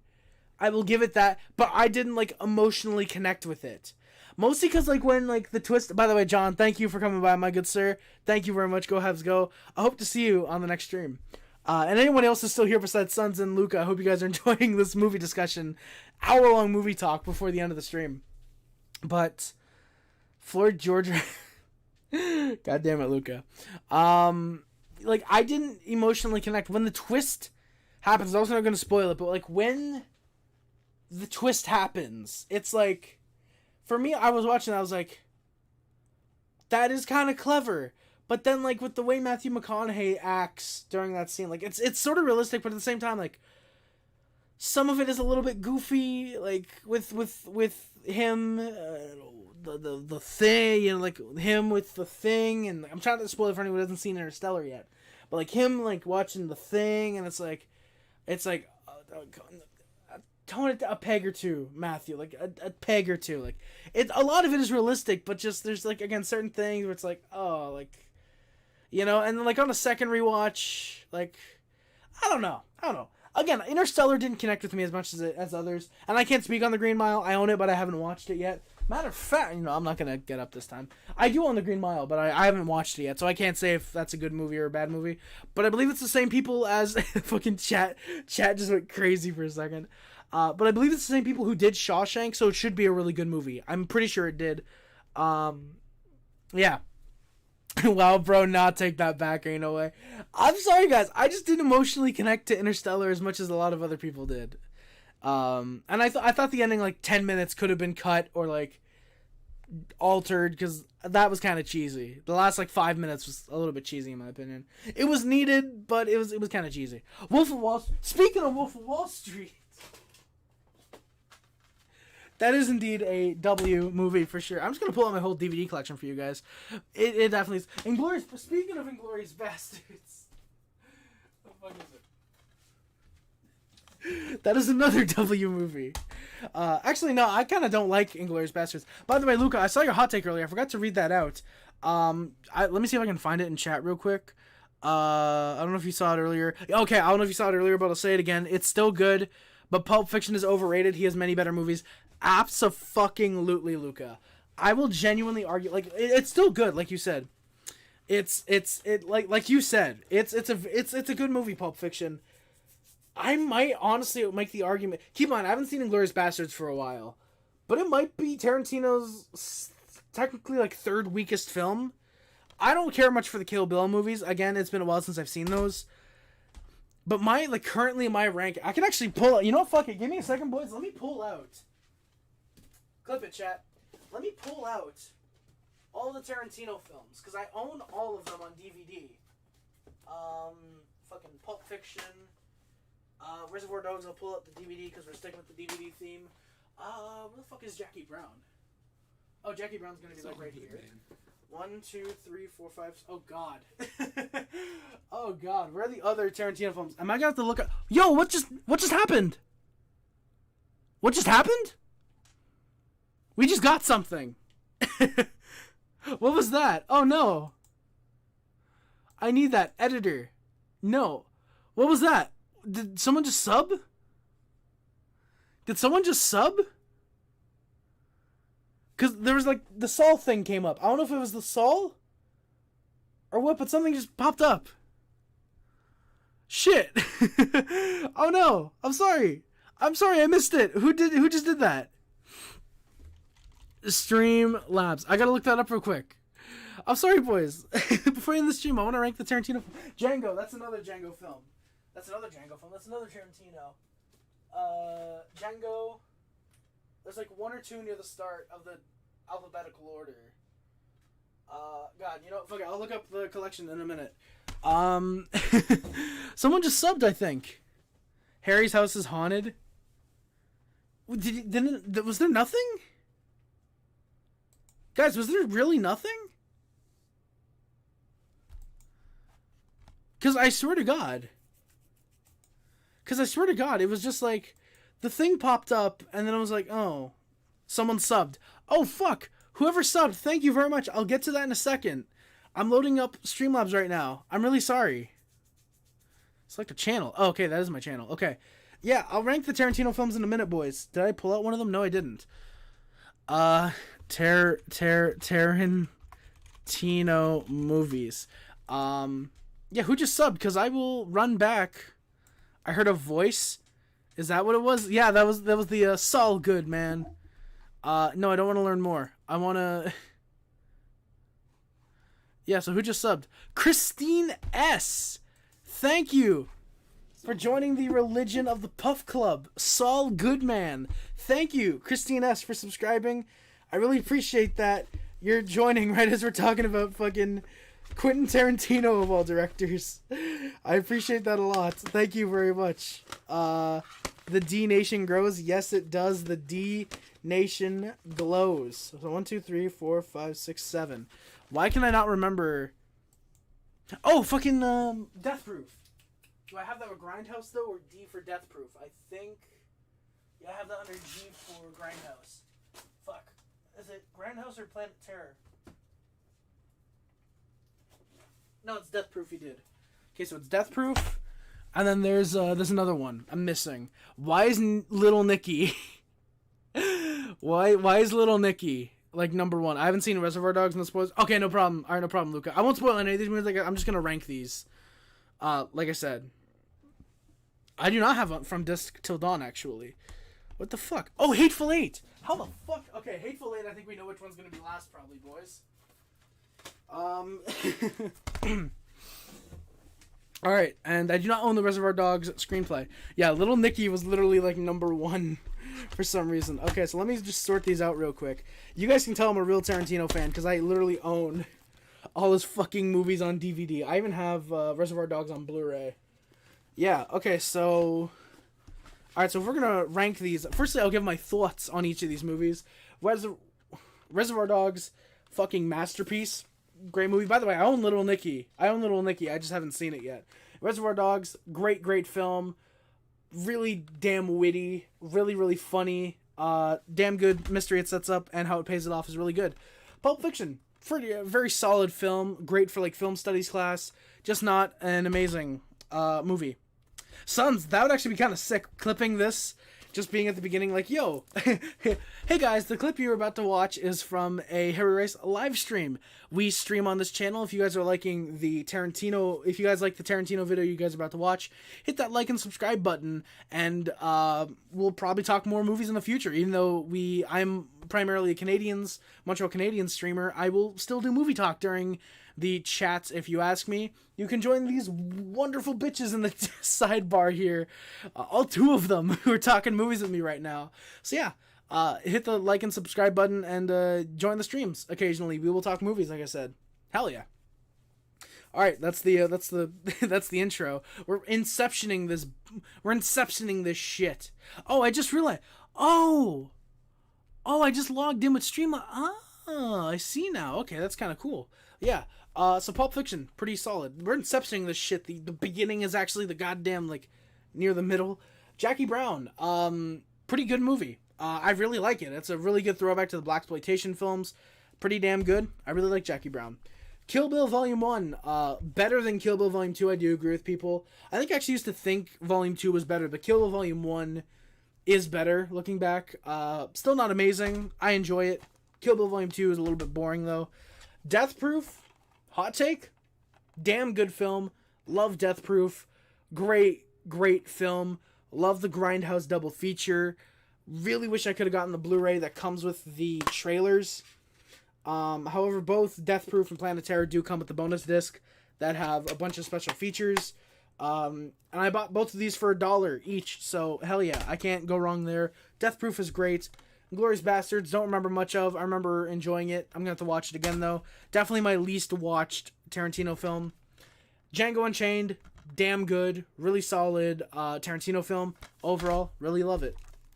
Hateful Eight, only seen it once because it's near 3 goddamn hours. It's over 3 goddamn hours long. I know it's not, sorry. It's actually only 2.5 hours long, but it is still really long. Really like it. Spoiler, Harry only likes Tarantino because he also, I will neither confirm nor deny that rumor.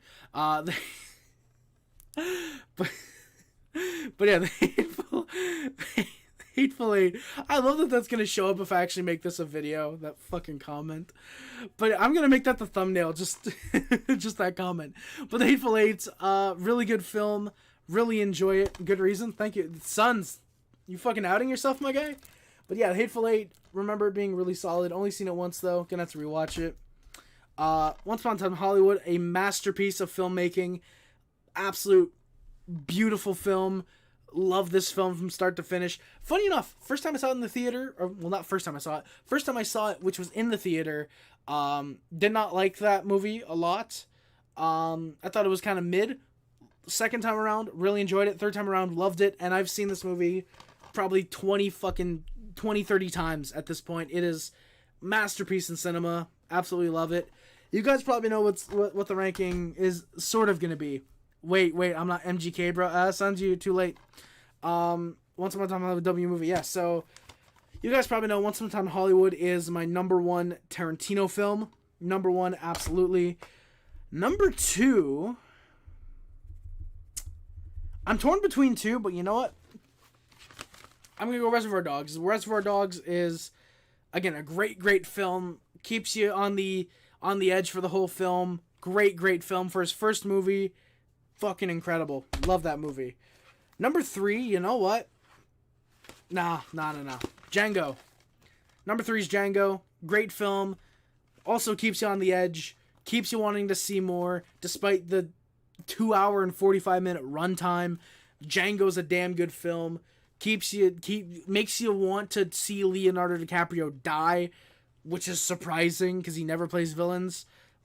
Like Son said in the chat, your comment will pop up in a minute. There we go. Love Django. Great film. The fact that it's number three is pretty damn funny. Really like that movie. Number four, you know what? I'm going to say it. Death Proof. Death Proof is a really good movie. I think it's entertaining as all hell. It's an hour 53 minutes, so I think it's actually the shortest Tarantino film, but it's still really good. Death Proof. Great film. Absolutely really enjoy it. By the way, after this ranking, I have to get out. It's a 3-hour stream, basically. You know what? I'll keep the stream going to 3 hours. I'll stay live for 15 more minutes. But yeah, so there's the top four. Is Once Upon a Time in Hollywood, Reservoir Dogs, Django, and Death Proof. Number 5. I'm gonna say Jackie Brown. Jackie Brown is a very good film. Again, nice shout out to the 70s exploitation films. Or blaxploitation films. Pam Grier is great. Samuel Jackson, Robert De Niro's in this. Michael Keaton's in this. A lot of great actors are in this.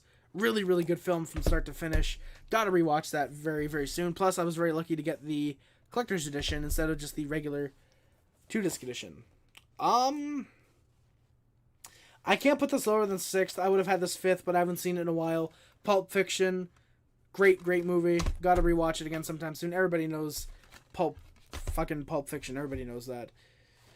And then I'm going to do Hateful Eight. Hateful Eight is still pretty good, but haven't seen it in a while. I remember it being very long.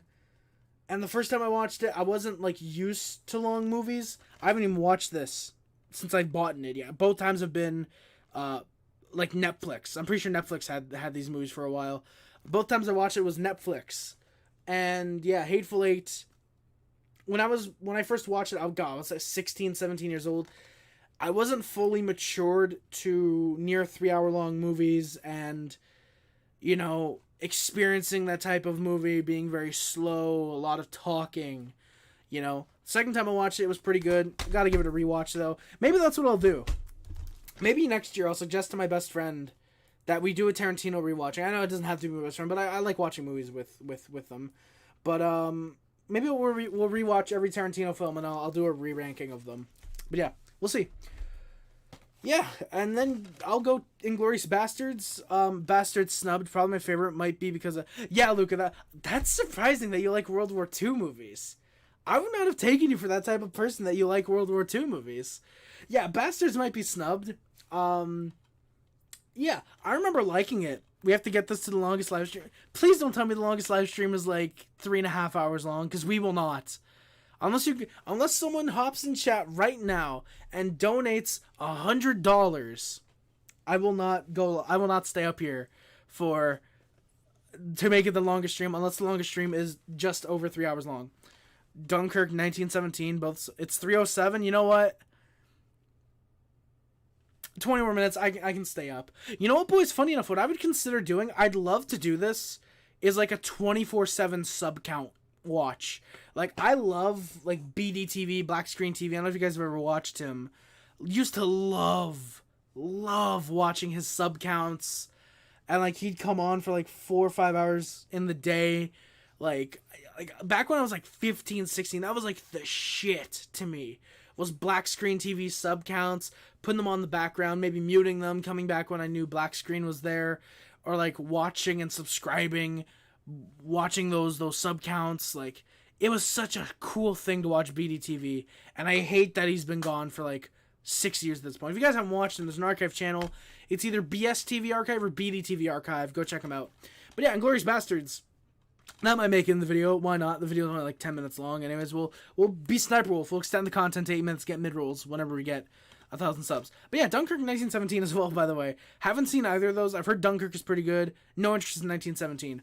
World War II is... Why is this comment showing up in the fucking chat and then not in the... There we go, okay. World War II is my favorite subject. I love learning about it, so that history in 6th grade...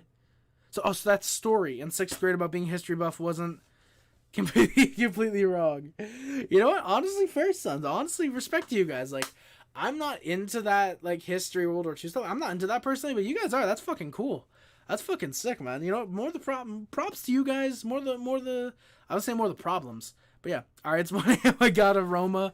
I got a Rona. I got sleep. Yeah, no problem, Luca, man. I appreciate you sticking around, man. I really appreciate that. Yeah, 1917 is good. Dunkirk, I've heard, is good. One of them has Harry Styles, and that makes me not want to watch it. Yeah. Or actually, it might be Dune I'm thinking of. It might be Dune. No, I think one of those movies also has Harry Styles for like 3 minutes, and I don't want to watch it. But Inglourious Bastards, technically second to worst Tarantino film. Still pretty good. Hitler dies. Spoiler, for those who haven't seen Inglourious Bastards. It's been fucking 15 years. I hate when people say that, because it's like, oh, this movie's been out for 40 years. How haven't you seen it yet? It's like, dude, I haven't fucking watched it. Like, come on. But yeah, I'm sorry for spoilers. Maybe I'll do a little disclaimer. Oh, this video contains spoilers for Inglourious Bastards. But yeah, Hitler dies. That's fucking sick. Who doesn't love watching Hitler die on screen? Inglourious Bastards, the first of the revisionist films, I believe, from Tarantino. Yeah, because there's this... You can kind of count Django, I think. Kind of. Longest stream is 3 hours, 7 minutes, 40 seconds. We will make that longer by a second. I guarantee. Django was another example, his next film. And then Once Upon a Time in Hollywood is like the ultimate revisionist film for Tarantino. Like, I love Once Upon a Time in Hollywood. And Inglourious Bastards is pretty okay, though. Then Kill Bill. I'm counting these as one just because they were meant to be one long film. Like, one... Yeah, they would have been like a near 4-hour film. But yeah, why do you love watching Hitler die? Because fuck Hitler. Who the fuck likes Hitler?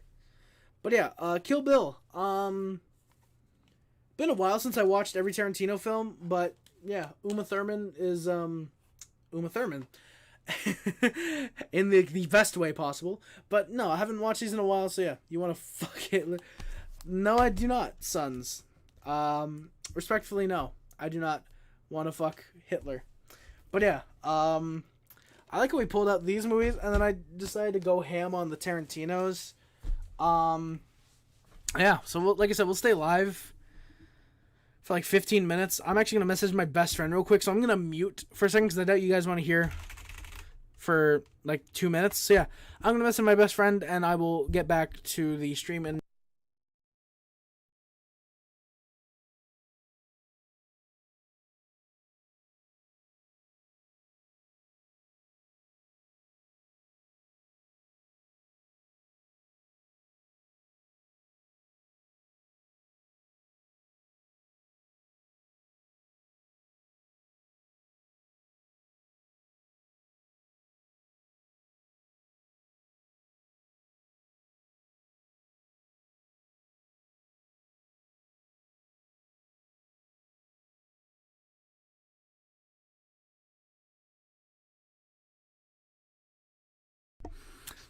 fucking lips are chapped for talking so long.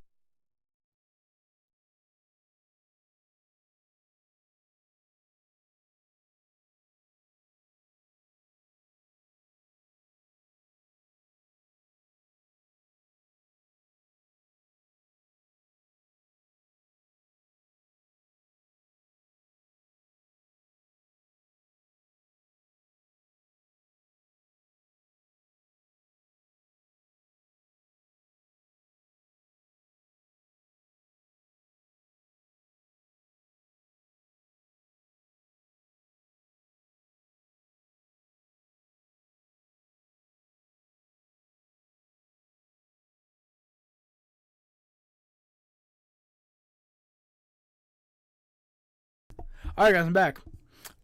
You want to, yeah, I'm sure you don't, Suns. Who wins the cup this year? Suns, honestly,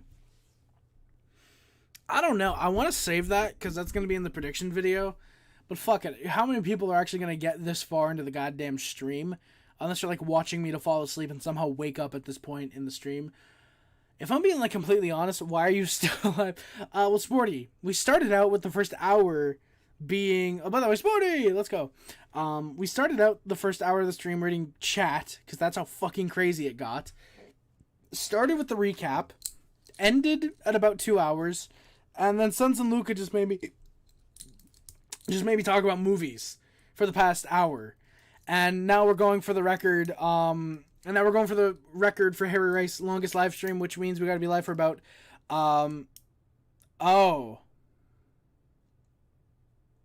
Never mind, we're not going for the longest Harry Rice live stream. I'm gonna get out in a minute, boys.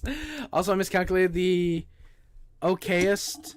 Oh, the longest. The okayest is 4 hours. Yeah, we do not have to beat that at all. Thank you, Sons. I appreciate that.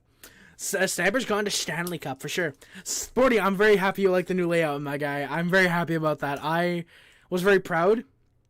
I missed it. Yeah, don't worry, man. Don't worry about it. Yeah. May I suggest a ticker somewhere to display what happened in the game? Sporty, I was gonna do that. The issue is that with Streamlabs, it cuts off how much text you can have. So, like, I can't, like, I would love to have, like, a little ticker, like, oh, Jersey goal scorers, Montreal goal scorers, but it fucking cuts off after.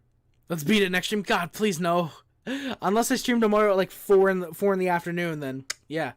But, yeah, like, I would love to do it, like I said, Sporty. I tried to do that. I'm going to say this now. I tried to do that in the off-season. I tried to, like, what I did with the webcam was I, like, put it, like, up here. I, like, had this. And, like, this little space, like, right below. I had, like, a little black bar. Or a kind of thick black bar. And, like, I had, like, a Habs logo or an NHL logo, something there. And it was going to be, like, a scrolling ticker that was like, oh, Jersey goal scorers. For example, this game. Jersey goal scorers. Montreal goal scorers. But then I realized, no, that's not going to work because of the whole thing. Actually, no, sorry, no, that's not what I was going to do. I was going to put it on the side here, like a score summary. Like, oh, first period, second period, third period, blah, blah, blah. But then it got to the point where it's like, I would enter in, like, 15 lines, something like that, and it would start cutting off the prior things. It'd start cutting off. So I don't know if I'm going to have to make the text smaller, like, in the actual font, like, make the text smaller to be able to put more up, because if I do, I'll do that. I've got no problem. But I was gonna put the score summary there, and then along the bottom here, I was gonna put, like, other scores from today, like today's scores, and then update that as it went along, because that would have been fucking cool. But yeah, that just it didn't end up working, and yeah, so now we got the webcam like this. I could probably get an NHL logo somewhere. Actually, I could probably do that. We've got this. I probably shouldn't have spoiled it, but we got this for when a game ends in OT. I'll update that as well to be shootout. Like how Tip to Tip had like how Tip to Tip had on his streams.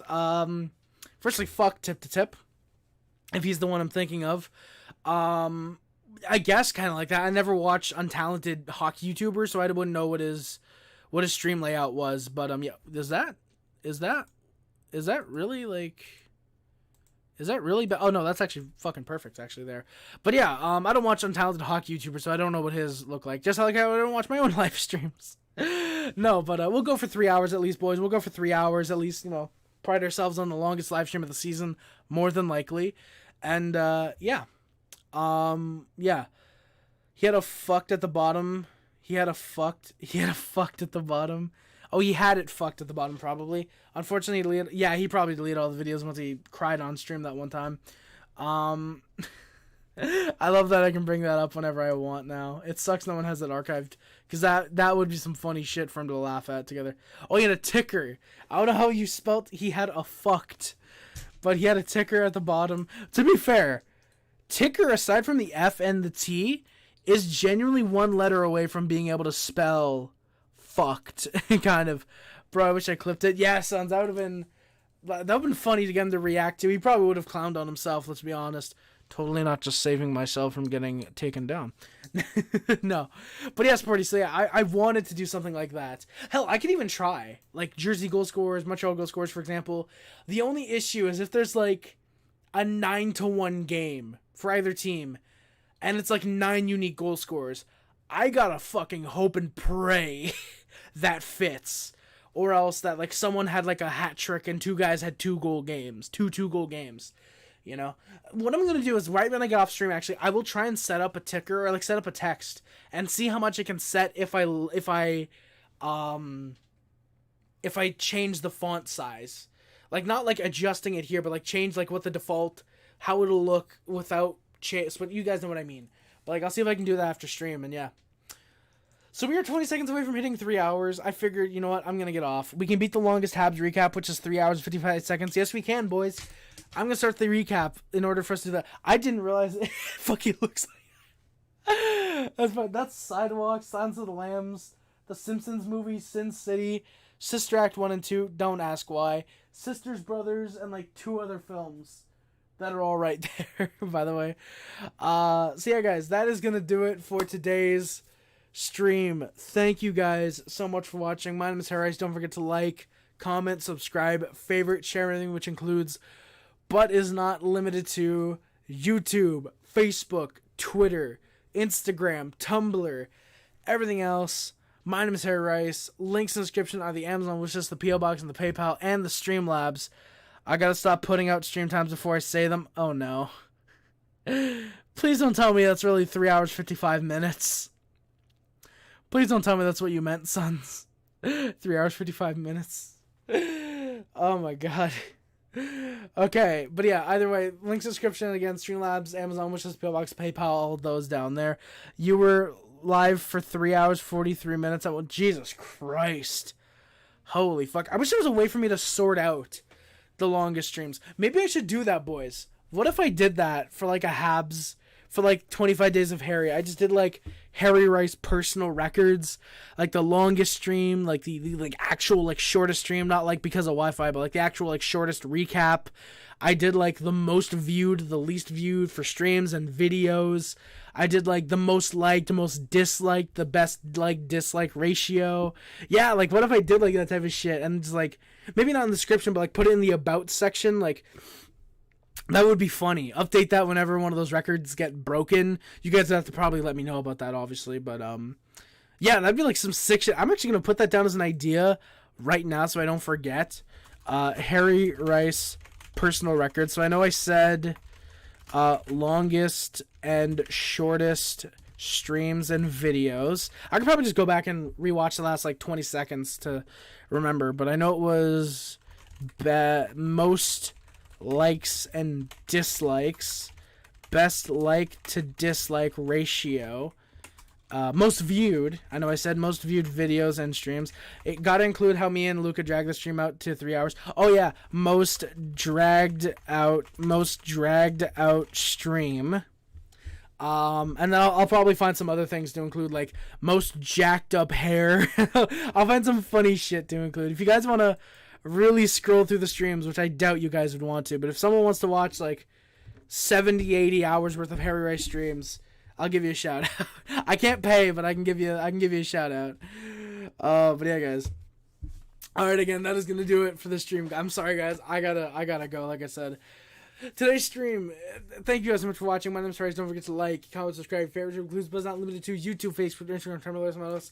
My name is Rice Club. Subscribe to the Hasty Club. Subscribe to the Club. Nation. You gotta go back and log each stream from longest to shortest. Dude, sons, Loki, that would be very fun. I would genuinely like to do that. That would be very fun. Bye, babe. Bye, son. See you, man. Thank you for coming by. Much appreciated. Thank you, Sporty. I don't know if you're still here. I'm assuming you are. Yeah, let's try that. Yeah, I'll create like a Google like spreadsheet, like the longest to shortest streams. Like I could do that. That'd be funny. Like include the thumbnails. I don't think I could be able to do that, unfortunately. Actually, I think I can download thumbnails, but I'll see. That's like a later on thing. Like get someone else to do that. I can just like log all the streams and whatever. But yeah, maybe I'll work on that. Yeah. But yeah, guys, again, thank you guys so much for watching. Links description on the Amazon business PO box, the PayPal, the Streamlabs as well, the Discord, the Twitch, the Letterboxd, and the Patreon account are all down there as well. Thank you guys so much for watching. BioSteel, Sponsor me before you go bankrupt, please. I fucking drink your product. That's going to do it again for today, guys. Thank you so much for watching. Don't forget to... My name is Harris, and I'm out. Ale Montreal. Always remember, no matter how bad we are like last year, how hopefully good we'll be like this year. Go Habs, go, baby. Thank you, guys, again so much for watching. My name is Harris again, and I'm out. Love you guys. See you guys. Bye, guys. See you guys. Love you guys. Bye, guys. See you guys. Bye, guys. Bye. Peace. Bye. Holy fuck, let's go, boys. Best stream of the year so far. Let's